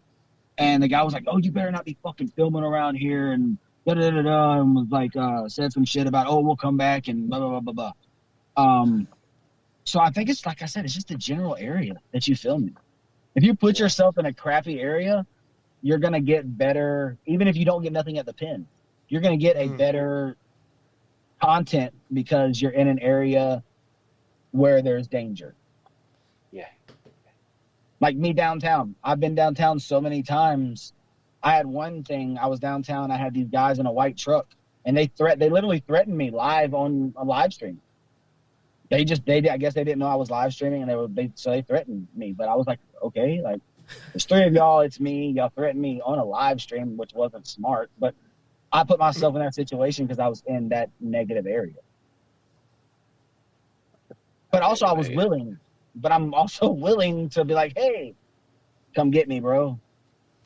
Yeah, but that situation was weird. A lot of those situations that you encounter with that stuff is very weird. It's like you're just minding your own business, and then suddenly people just come out of nowhere, and they're like, "What's up, bro?" And you're not doing anything. I've seen it multiple times. Like it's the world we live in now with social media and these cameras and these phones. Anybody sees you filming something, they're probably going to walk up to you. Whether or not they get on your video or whatever it is, they see that camera. And with me walking around with a tripod and a light in the middle of downtown, people see it. They're like, "Oh, he's filming something. Is it a movie or is it something? Let me go over here and check real quick." Or it's sad to say, a lot of homeless people, "Oh, he's filming something. He might have some money on him." Or it's the crazy people that are like, "Okay, he's filming something. I don't want him filming what we're doing. So let's try to scare the crap out of him." But I don't get scared. I just stand there and say, "Okay, bud, you get out of the car. I guess it's 3-on-1. So, just I guess you're probably gonna have to wrap it up here soon. I don't know how much time everybody has, but I was really curious before we end. Last time that we had talked, you had said that there were a lot of different stories, crazy stories that you weren't able to share on the last podcast or stream. Is there any story that sticks out in you? Not crazy in the sense of like, oh, it's got to be dark or weird or, like cringy to get clicks. Not in that sense. Like, what is the story that sticks out in your mind that made you have a serious reaction? Like, this is the craziest thing I've ever seen in rando. I'll give you my rando and my paranormal. Paranormal wise, the night I did a live stream with Ghost Tube and Necro for the first time, my father came through. And I only saw the man once when I was 16 years old. Second time I saw him was in 2015 when he had passed away. So never really got to talk to him or anything. So one night I was in my house and decided I was going to open up Necrophonic and all this stuff, and I'd be damned if he didn't come through and talk for like a good 30 minutes, among other stuff. And that's what really made me say, okay, you know what? Paranormal, I love it. I enjoy it. I love the unknown. I think it's more than anything else. I love the unknown of the paranormal because you never know. You could be in the most beautiful place in the world and have no history on it, but someone like me will get that feeling that there's something there. And all of a sudden, like at that house I was just at the other day, nobody said anything about the place being haunted, but it's that feeling you get when you're there. And for some reason, that unknown, spooky feeling draws me in more than anything. And then the fact that you could maybe help somebody that's on the afterlife or whatever, get something off their chest or anything, there's no better feeling. Mm-hmm. I think that's just my opinion. I could be just a crazy person, but I love the unknown, man. And then Rando, a lot of the first videos were good. I still go back and watch them. They are cringy because they're like brand new. I'm fresh off the boat. Here I am, YouTube. Let's do this. But I want to say being stopped by the police was a rough one, and I wasn't even doing nothing. I was just walking down the street. The cars following me. But if I'm going to go off of probably Savannah, just this past February, we went to Savannah. And I've been doing rando for a while, but when I did it in Savannah, it was a whole nother level of, first of all, we were in a city we didn't know anything about. And second of all, it was only one of the few times I've had to pull out a gun and actually hey, because when you watch the video in Savannah, we end up going to this ATM chicken shack thing, just a small shack, and there's an ATM in the front. And as we're standing there, these three guys start walking up. And half the video is cut because I couldn't bleep it out. I can't show me with a gun on YouTube. I'll get my channel taken down. Or none of that stuff. So we're sitting there and these three guys start walking up and this dude just loudly talking about how he wants to kill somebody. He'd love to murder somebody tonight and all this stuff. And so they start talking to us. And as they start getting a little bit closer, I'm like, we might have an issue. So that's the only time I've actually had to pull something out, but the pin was, I believe it was like death or murder. Mm-hmm. So it was just like everything lined up. I didn't know where I was at. Rando, it was like a perfect hit. And that was one of the times that I was like, okay, this shit's crazy. And then there was another one. I had a hope pin. Before my grandpa wound up passing away in May 24th of this year. Got diagnosed with cancer and all that stuff in August and made it to May. But towards the beginning of the year, I had a hope pin, and he had lung cancer, and it took me to the Lung Cancer Associates of Augusta. Yeah, so how Rando knew that whole situation, because that was the pin. The pin was hope. And at that time, it was like hope for grandpa. And it took me to one of the places in Augusta that does the best with lung cancer. That's the one. Crazy, isn't it? Crazy. That's the one. Yeah, that's the one that really made me think like, okay, you know what?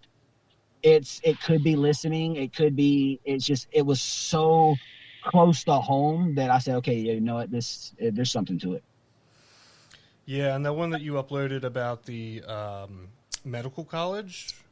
That I think you and Jose were both there, but it was the medical college that has like a small little back courtyard, and then that was a big one that stuck out to me. I was like, clearly what's going on here is very paranormal. You could see it in your face, and the recording got all weird, like it started to fuck up and get blurry, and it was very, very weird, man. The paranormal, I mean, the medical college has got a lot of crazy history. Supposedly there was a man there.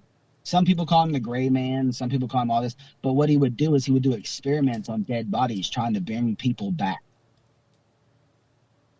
Like reanimator? Yeah, he would exactly. Like a reanimator. He would try to bring people back, or he would, like people that had no issues, he would put them in such a deep coma to where they were almost to death to see what they saw when they died for that couple of seconds. Wow. So he would run all these tests, and that video I remember. Very, very strange you mentioning that. Very strange. That video, and I remember that video specifically because you could hear women's screams, like distorted women's screams, almost throughout the whole video. And it was to me, I loved it. And then also, I did one in Graniteville. There was a Graniteville train crash about 4 or 5 years ago. and I did a paranormal ghost tube session there, and I got a bunch of names. And then I came back home and looked at all the people that died in the crash, and 2 of the names were, one guy was a conductor of the train, and one guy was working in the mill after the train crashed and was exposed to the chlorine and all that stuff and died from it. I knew nothing about it. So those names popping up and then seeing it on research, it was like, okay, you know what? There's something to this, and if anybody's gonna find it, why not me, right? Yeah. And it just hooks you, man. It's one of those things where, like people with sports, all it takes is that one thing to hook you, and you're in. You're all in. And it took a couple of things. Like Indian Massacre was like the main paranormal. It's the one that got me in. Like, okay, I want to do this more. But the one where I talked to my dad and where I started to get the EVPs and legit hearing stuff, like hearing something, reacting to it. Jose, nobody else hears it, but then when I edited it back, you can hear the voice. I love that shit, man. Mm-hmm. It's that because you can be like, okay, and I have a lot of people that do this. They'll film stuff, but then they'll delete it because nothing happened. Anybody that's watching this video, if you ever go out and film content, paranormal, Randonautica, anything. If you're doing rando, please go around the entire diameter. Please go to the pin and show your pin. But if you're doing paranormal, any of this stuff, it's a dud. It's none of that. Watch your video back while you're editing. Paranormal, you can catch voices that you did not hear in real time. You can catch knocks, all kinds of stuff. And then Randonautica, you might see something editing that you didn't see while you're walking around.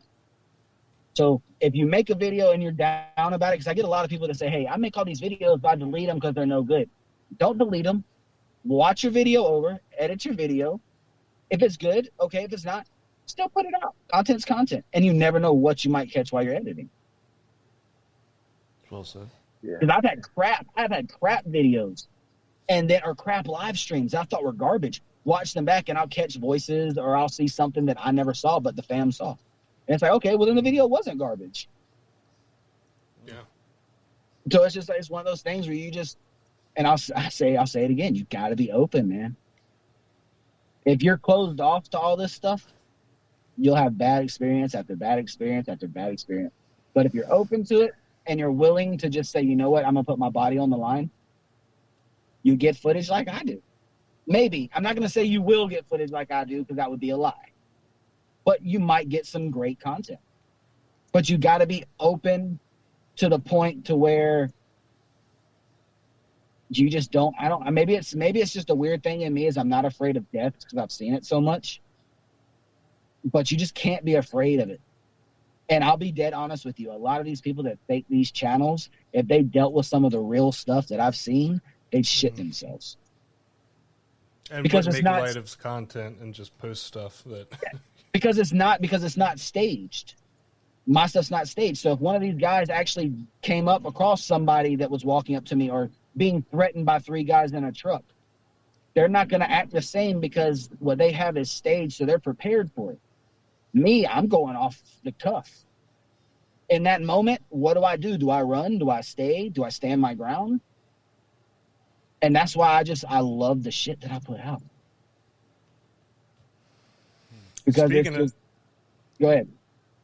No, go ahead, buddy. No, go ahead. I can talk for fucking hours. Y'all know this. I was going to say, speaking of that, dude, being fearless and doing some crazy stuff, just because you're in search for the truth. I had sent you this video. Unfortunately, it is from Mo Sargi, but I had sent this to you. I think it was like 5-6 months ago. But there is this abandoned mansion in Pennsylvania, and this motherfucker is huge, dude. It's formerly owned by one of the initial investors in the Titanic. And he was also a massive investor in railways, like the tram cars that we used to have in Philly, Baltimore, D.C., all over the country. Now, after that industry started to die, of course, they lost a lot of the profits. And so eventually the family who owned this mansion, they sort of ran out of money. And they didn't have enough money to totally revamp the entire house. So they more or less decided that they were just going to keep it on the property, have armed security around it, and, moved into a much, much, much smaller house. But it existed in the, I think it was like 1880, and it was built around that time, and it's incredible. So he does this video where he goes and checks out this mansion, and I would love nothing better if we were able to do some content like about this mansion, because once you check out like how big this place is, all of the rooms, it's like 200 plus rooms just for living quarters. Jesus. And it's massive. And when you walk into the mansion, it's something right out of Eyes Wide Shut. It's that crazy. It's got underground tunnels, giant libraries, and it's all been abandoned. And it would be awesome to cover some content about that. It's wild. Not only that, I wish we could all get together, man. Milledgeville, Georgia. There's like 14 abandoned hospitals, 7 prisons. Damn. Jesus Christ, bud. Yeah, I put out I couldn't get into any of the buildings at the time because I went on a whim. But I put out a video, and it's just me walking around a bunch of like a fraction of the area. It's 1,400 acres of abandoned stuff.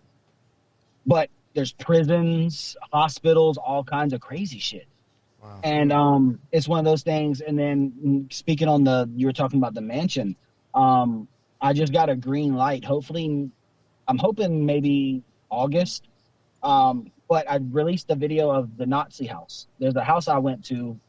There was an old Victorian house. I'm trying to find. It's an 1860 Victorian mansion.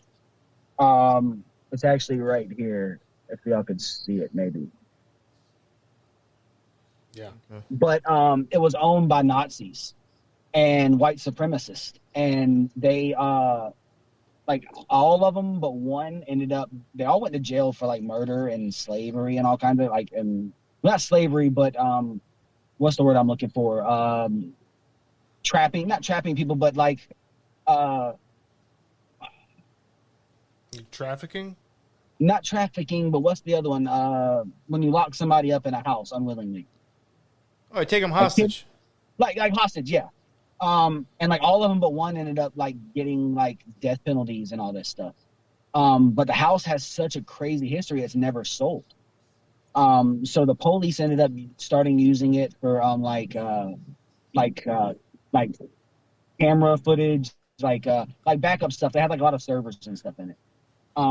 So I went to the house and we did some stuff at the house, and dude, just from outside the house without going in, knocks, booms, laughing, whistles. It's creepy, and to know that what it was used for. And if you look at the massive photo, I'll send y'all a link after I get done, and you can actually pull up the photo of it. The house is huge. When you look at like an overview of it, and you got to know that there's got to be some kind of underground tunnels or an underground basement, something to that house. And it's one of those things where I'm like, just if I had the opportunity, and hopefully in August, I'll have the opportunity to actually go inside the building, and see what's there, because it's got the fucking craziest past. But that's how a lot of stuff right here is. We got a lot of plantation houses in downtown. Yeah. Old Victorian style houses that just have the most. Like we have Partridge Inn. I wanted to go film at, and he said, "Well, what are you going to film when you come inside?" And I said, "Paranormal." And he said, "Nope, sorry, we don't want to have nothing to do with paranormal." I was like, "Well, you do realize when you type in the haunted places in Augusta, you are number one, right?" Or number one. And what's going to stop people from staying in a room and doing a paranormal investigation? Yeah, that'll be very long. Yeah, that's very true. But those houses, man, I've seen. There's so many places I'd love to go, man. That's just haunted, creepy. That I've been to, that I've been outside of, and just the vibe you get, like the South Carolina State Hospital in Columbia that I went by, dude. It's just something about it. And then even the fact that I didn't get to go inside any of the buildings in the Milledgeville video, just walking and looking at it, dude, the vibes you get even watching the video it's something else. It's just there's so much history there. All the prisoners that died are just buried with just like a piece of stone sticking up. No name, no nothing, unmarked graves. It's crazy, man. Surreal. That is crazy. Yeah, and I think it'd be really cool to do some content like that. We should try and figure it out soon. We're not super far from all of each other. It could be cool to do something, like... We all need to meet up. Sure, be bugged out. We all need to meet up in we could all meet up in like Maryland, go to the Pocomoke Forest or whatever. Yeah, since everybody else is filming there. Or Gettysburg, that place is wild as shit. Yeah. Gettysburg would be great. Have you been? What's it like there, Lux? Oh, it's bad, man. Gettysburg was one of the biggest battlefields for the Civil War. Thousands and thousands of people died there. And just because of the imprint of so many people dying there, so much pain, suffering, trauma, you can go there pretty much any night and see some very wild stuff. My friends and I have been there. We were, just chilling in the middle of the night, just hanging out because it's this giant area. And you could literally see... the friend I was with was the huge skeptic, didn't believe in any of this stuff. And we saw these white figures that were starting to move along the battlefield. They were all transparent. Yeah. Some of them were on horses. It was like watching echoes of people who were suddenly... it was wild. Extraordinary, that man. And what was crazy, you said about Gettysburg, I believe the church that we were at before we started this session, people were buried there from Gettysburg, Fredericksburg, and Shiloh. Mm-hmm. So it's crazy how they all, because it's right. It's called the William Bartram Trail, and I think it goes for forever.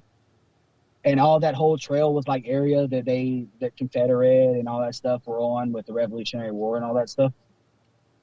But no, Gettysburg, dude, I've heard. And then I also heard that there's like this crazy mansion, like with tunnels in West Virginia, that's extremely haunted. Or Pennhurst. Let's meet up at Pennhurst. There you go. Oh, it's a mental place, right? Yeah, the asylum or whatever it is. Yeah, I've heard about that one. Yeah, I think it was in they just used it in Stranger Things. The new season of Stranger Things. Mm-hmm. They used it. I don't know if anybody watched it yet, so I wasn't gonna say anything about who was in it. Yeah, I've seen it, whoever the dude that was in there, that was awesome that they used his Pennhurst. They used not even the Pennhurst. The guy that played Freddy guy Krueger? that went crazy. Yeah, I didn't want to say his name in case anybody's watching this live or listening to it and they hadn't seen it, so I didn't want to spoil anything. Well, hey, spoiler alert! Just spoil it, mate. Just spoil it. It's got Robert Englund in it, and he's like this guy. So it's really freaking awesome. Yeah. Yeah, it's just, dude, we just got to find the place. I know. Jose's gung ho on coming to New York. I'm just like, dude, it's going to be an expensive trip. He wants to come to New York so bad. I'm like, dude, we can do it, but it's going to be a year to save up to get up there if we're going to drive and drive back. We can all crash at NY's place. Yeah, He's got no space. Oh, hey, I'll bring the 14 ghosts that are attached to me. Inflatable mattresses too. Just drop them all off. I'm just gonna bring just drop off the luggage and leave. We'll just go film. We'll just hey, here's the luggage. Let's just go film. We'll be back in 4 days. Because I don't sleep. I went to Savannah and probably got 3 hours of sleep in 4 days. I just filmed constantly. I know. You do a lot. I think I was dead after that, but hey, it is what it is. When you're in the spot, you just gotta film. And I know y'all got some good shit up there in New York to film. Oh, I'm sure plenty of fucking weird ass places you can go, man. Even just on Long Island, I'm sure. You mean all of New York? Yeah. I don't even need to go to Times Square. I'm cool. No, you wouldn't even have to. Probably the weirdest shit would probably be in upstate in fucking Long Island. Yeah, that's true. I hit up Joey Janela and be like, "Yo, bad boy, I'm coming to Asbury." MIP, have you been to? Is it Ocean Boulevard where the Amityville house was? I was friends with somebody who lived on that block, a few houses down. Really? Yeah, I think I might have brought that up maybe in a Freaky Fridays. Maybe I didn't. Oh, yes, you have actually, yeah. Yeah. One of the, was it with Lone Star Paranormal or something, or was it Might have one been. of them? Might have been. But yeah, I actually was friends with somebody who lived across the street from that house. I don't know if the kid was alive yet there, but his parents were there when it happened. But, yeah, why'd you ask? Jesus. No, just, I mean, I do remember now, you mentioned this, but I just can't remember how deep we went in on it, if it was... I just said, like, the house doesn't look the same at all that they depicted in the movies. And, like, it was the boathouse, I don't even think it's in the same spot. It was just saying, like, the house doesn't look like the way they depict it. So is it actually lived in, or did they sell it? It's being lived in. Oh, okay. I just didn't know if they sold it to like. Oh yeah. They've already changed. They've already changed the windows and changed. I think they've changed specific shit just to make the house not look as creepy. Yeah. Since was it built on burial grounds like as the? Oh, I have no idea if that was. I have no idea what's up. Right. Because they make shit up, don't they? Just get a story out of it. Yeah. Well, I mean, they say a lot of Long Island has that shit. So. That's like y'all ever heard about the Demon House? Oh, in Georgia. Wait, that's in Georgia, right? God, it was the one that Zach Bagans bought. I think it was in like California or Nevada or something like that. Yeah. They had that little special on, and it was so paranormal, so active and crazy that he wound up just tearing it down. Mm-hmm. Really? It makes you wonder. It was like, was it really crazy? I mean, if it was really that crazy, why tear it down? Yeah. Get some more good stuff from it. Yeah, that's the one where they said that all three of the sons had become possessed and went to the hospital, and then arriving at the hospital when they were trying to get their kids looked at, that one of the kids began to walk upside down on the ceiling. Yeah. Oh, yeah. Yeah, the kid was like walking the walls and like spraying like black tar out of his mouth. It was black tar. Yeah, but I think there was like, wasn't there like a few witnesses or like two people who watched the kid go up the wall? Yeah, I think a bunch of hospital staff had all said that actually happened. Like a couple of the nurses did interviews and said that they really did saw it. And just based on like their the way that they talk about this situation, they look shook. Seems like yeah, they do. You know what's I'm gonna bring this up real quick. You ever thought that maybe what we see as ghosts and like the kids that climb these walls and all that stuff? You ever thought that maybe they're just like humanoids? Like extra, like maybe they're just they had a baby and it was like an alien or something. Or maybe more enlightened. Have you seen a film called Malevolent? Yes, I have. And that has got something similar to that, like some sort of like deformed baby. Is that the same thing as what you're on about? I mean, it's almost like, because you see, I've seen some crazy stuff where people hop walls and climb stuff, and I don't know if y'all ever seen that video of the guy that phased through the gate. Did what, mate? This guy like phased, like he was walking towards like a gate and like phased right through it and then just kept walking. I've not seen that, mate. I've seen it with cars too. Like have y'all seen the ones in like China from the street cams where the guys are riding and then the girl will just pop up in the middle of the street like a ghost and they'll like stop thinking they hit somebody but there's nobody there. Yeah. Like when we talk about like shapeshifters, shadow people, humanoids. It could be. We could have tall grays and aliens walking among us, but we would never know it because they could be in human form. Yeah. Lizard people, Mothman, Bigfoot, cryptids, they all fall under that crazy category. Yeah. Is it paranormal? Is it from outer space? Is it... to think we're alone is insane. There's something out there. There's got to be. And we've had proof of it through videos and NASA releasing stuff, Air Force and all that stuff, but how do we not know that there's not a million aliens walking around just in human? I could be one and just not even know it. And we were just doing the Skinwalker series about the ranch where all these crazy paranormal events happen. And the way that I kind of pick it up, so whatever is appearing there takes on the image of what you want it to see. Now, a lot of the stuff that is going on at Skinwalker is overhyped or faked or mislabeled, and they're doing way different things than what we're told at the ranch.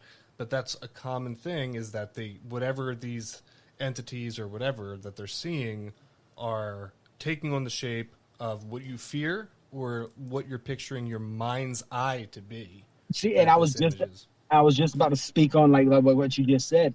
Could it be that like these things that we're seeing have such high power that the reason no one else sees them is it's like they're implanting a movie into your brain?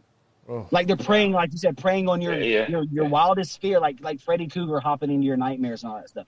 Maybe for that second you completely freeze up, or like, it's crazy to say this, like with the Vecna thing, they just freeze in what they're doing, and they're implanting something into your head that you see that nobody else sees. Because I've been on so many investigations where I hear stuff that Jose and nobody else hears, but then when I edited it back and I let Jose hear it, he's like, "Oh, yeah, it's there," but I never heard it. So it's like those certain individuals that are have that higher ability to like think outside the box are seeing what no one else on Earth would regularly see, because they're open to anything. Yeah, I get that.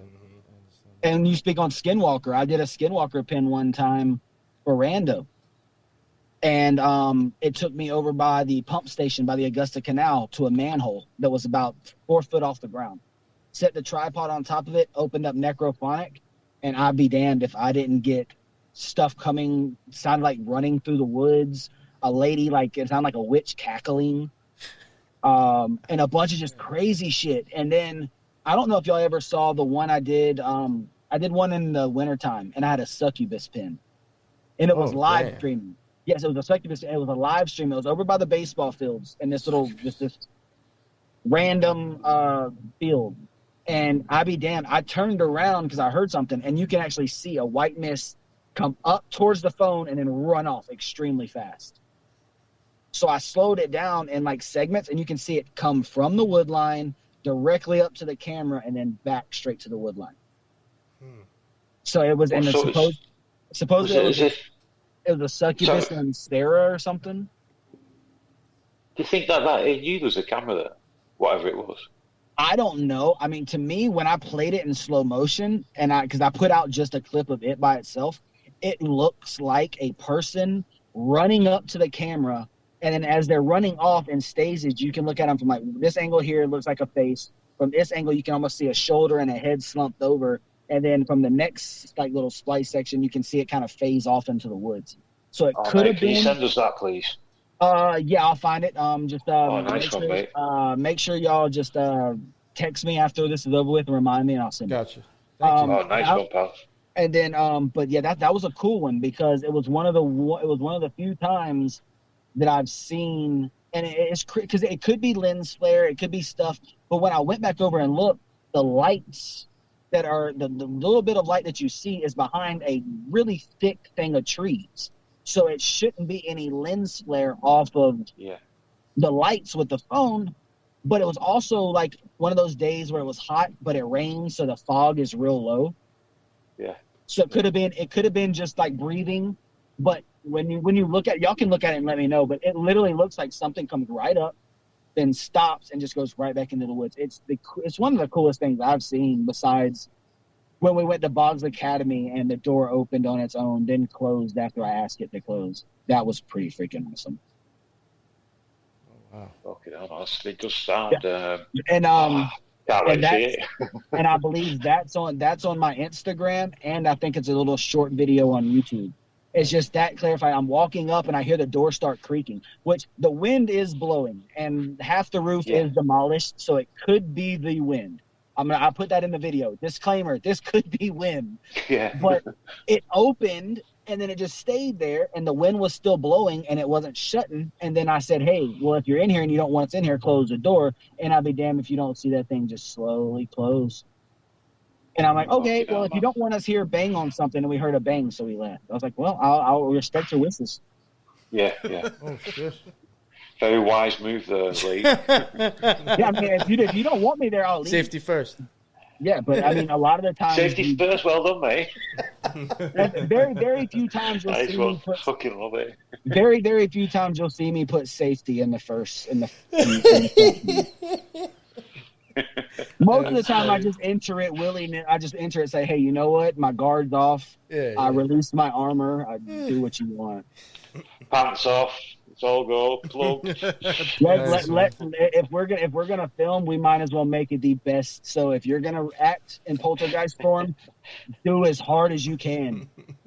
Oh yes. If you want to rush me, knock me over, whatever you want to, scratch me, I don't care. Just don't follow me home. And don't follow me home. Yeah. And they all follow me home. Follow me home. And literally, I did a spirit box session in my backyard. I did a spirit box session in the backyard, and I said, "Has anybody followed me to the house?" And the K2 meter started going off like it was answering yes or no. I said, "All right, well, did you follow me from IMG?" The thing went off. I said, "Well, did you follow me from here?" The thing went off. I'm like, so how many people are actually following me? So I actually know. I think it said like 7. Fucking hell, man. Was it a long night for you? I don't know if it was a long night because I think I was so drained I just fell asleep afterwards. Oh, no, I take that back. After I did the live stream, I actually edited some videos. So I just kind of like just relaxed, really. It was one of those things where it's so much other crazy stuff's happened. I was like, okay, this is just another thing. Just extra. It's just extra. I did sage the house. I was like, okay, let me sage the house and throw some holy water here. And I had like, you ever gotten those weird chills? Like you get a chill come through the house and your body will shake? Yeah. I put some holy water on my head and I shook like really, really hard. And I was like, okay, maybe I just released a demon. Or maybe the water was just really cold and I was hot. But one way or the other, something's at my house and I just don't know what it is. Oh, I'm sure that's possible, yeah.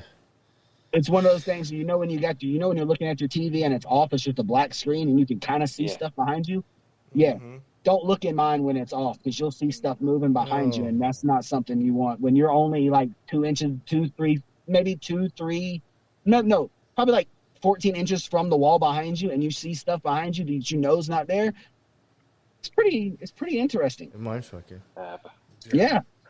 And then when you start to see like the little TIE fighter on the ceiling hanging from a fishing line start to like turn a little bit, you're like, okay, y'all want to play some games? I'm just like, hey, I don't even know where Jose went, dude. I think this dude disappeared. He went home. Hey, I said, League, grey aliens have got him. Grey aliens have got him. That poor lad has been plugged right in the bushes. I don't know if it was lightning or whatever, but I did see like a bright light a minute ago. They might have came and got him. Oh, man. Or he's just walking around. I don't know where he's at. We know where he's at. Gray's got him. He's gone back to his mothership. Yo, did we ever let you even plug your stuff in the beginning? We never did we? Really or no? I mean, it says exploring with League right okay, here. Yeah. Well, before we also start to wrap it up, I want to at least let you plug like all your stuff. I do have a bunch of notes in the bottom, links, but at least like plug your show and let everybody know like where's the best places to see you or get in touch with you. Really anywhere. I got a Facebook fan page. I'm the only one running it now. I had somebody that was helping me with it disappear. So that's me. If you want to message me there, you can. It might take me a minute to get to you. Instagram is at story_of_league. The new Twitter as well. I just dropped the new Twitter. It's the same. You can also follow me, Exploring with League on Twitter as well. Exploring with League on YouTube. Just type in Exploring with League, or you can actually just type in LEAGE, and I'm the only person in the world with the name, so it's the only thing that's going to pop up. Besides that, I mean, the easiest way to find me is just go to my Flow page, flow.page/EWL88. It's got every single, it's like a link tree, LinkedIn. It's got every link you need from social medias, Twitch, which I need to do more. I started a Twitch. Only got like one video on there. Everything's on there. So anything you want to find is on there, all that stuff. Yeah. Besides that, I really wasn't going to push links or anything like that because I just stopped doing that even in my videos. I'm like, I pitch everything so much. And I'm like, I'm like robot style now. Well, I went to one of your last videos, and I was like, maybe he's got his links in there, and I was like, no, there's no links in there. So I started looking for them and just grabbing them from different spots. I think the last couple videos, I didn't go too hard in the description. No. So, a bunch of my new ones, though, some of the new ones I just put up a live rando for the live storm chase. It's got every single link in it. But most of them will have them on there. But if not, there's Jose right there who just appeared out of the middle of nowhere. Oh, you're walking funny. Yeah, he's walking. Not funny. He's staring off into the distance, man. Uh-oh. Oh, I guess he's got AirPods in and he's listening to music. Oh. Okay. But yeah, just Flow Page. Flow Page has got everything. But you can follow me anywhere. Any of the social medias, I'm active on everything. I talk to everybody. If you need help with designing stuff, if you need profile photos, if you need help editing, if you want to know how to do Randonautica, how to start up a YouTube channel, how to do Patreon, AdSense, any of that stuff, hit me up. I'm willing to help you out. I'm not one of these giant YouTubers that thinks they're better than everybody else because of the number. I'm a humble dude, so if you need any help with anything, all you got to do is message me. I will gladly help you. I don't chop people's head off for prices. I'm not crazy like that. And mainly, if you're cool with me, I'll probably just do it for free. Yeah, that's cool. So it's one of those things. So if you need help with anything, anybody wants questions, anybody out there sees this podcast and wants to do one, just give me a shout, man. I'm open. I don't mind. And as long as you're cool, not too crazy, we'll do it. Awesome. Thank you. Leage, thank you very much for coming on again, too. That was a great time. Dude, I will. That was fun as I hell. will do this anytime y'all want me to hop on here, man. It's very interesting shit. Like I say, I speak, like, every time we get on here, I speak about 50% of the story, so we've got more to talk about next time. Oh, well, you got 2 years worth of shit. And I'm not done, dude. The phone's got 76 hours of footage that I haven't put out yet. Holy shit. Oh, damn. So and that's just this one. Not the one that I'm actually the one that I'm with y'all on right now has got 102 hours of footage. So just get ready because we're gonna probably hit another 100 before the end of the year. Yeah, that would be sick too. Like if we do another podcast, if you could maybe like, of course it's going to take a long time for us to schedule and everything because we're all so busy. But if we could do like the top 10 craziest or most impressive or like impactful things that you've seen during Rando, and we could do like a montage, like 10 to 1, like. And you could even send me the videos, and I could do all that shit. Cool, too, so, yeah. Cool thing about that, and it's crazy that y'all just spoke about this, because I don't think any of y'all watched the storm chase video. At the end of that video, and during that video, I told everybody I'm making a top 10 list of my best Randonautica. Please send me in your favorite clips and videos, and we'll make a thing about it. And then y'all bring it up now. So it's already, I've started the works of it. So by the next time, there'll probably be a couple videos out of my top 10. But it's crazy how you brought it up. So yeah, we actually have, hopefully next month or by the end of this month, we'll have a top 10 scariest, craziest Randonautica pins. Yeah, and whatever you put together, we could just cover the same thing on our show, and just that way our listeners can see it too. So you wouldn't even have to like revise the list. We could just show the same content that you're about to put together. Craziest thing about that though, I put out so much content. By the time I put out that top 10 list, I'll probably have another 3. right. There's probably gonna be another 3 top 10 lists and this and all this. So it's never ending because I never stop. Hell yeah, buddy. Lee, do you want to, before we wrap up, you want to plug your show too? I don't want to forget that. Yeah, thanks, mate. Of course. General Lee, host and creator of Subconscious Realms. You can find me on Twitter at Subcon Realms 33, Instagram at Subcon_Realms 33, and email subconsciousrealms@gmail.com. Awesome. I think your stuff is probably in the notes as well right now. Thank you both. Lee, thank you for joining us. Leage, thank you so much again, man. That was a great time. Some wild stories, man. And if anybody out there is trying to figure out how to get content, just don't get on Instagram naked posing in gyms because it's not worth it. Listen up, NY Patriot. Listen up. Listen. Make sure to take those videos down. If you're going to go in the gym, do some work. Don't just stand by the machine with your butt out. Oh, my God. That shit is funny when you catch really, me. really appreciate that. That was brilliant. Thank you. That's all you see on Instagram now. It's just videos of just like a girl walking up to the camera and then turning around. Ow! And now I've got 30,000 subscribers. Right. Yeah. No, I'm just messing with y'all. Do whatever you like, man. It's 2022. Get it how you want it, right? You got to make the money somehow. All right. Yeah, man. So yeah, thank you. All the links and everything is in the bottom. Our Discord is in there. We have links to Tor and More. We got the Occult Rejects, my show, and Lux's show.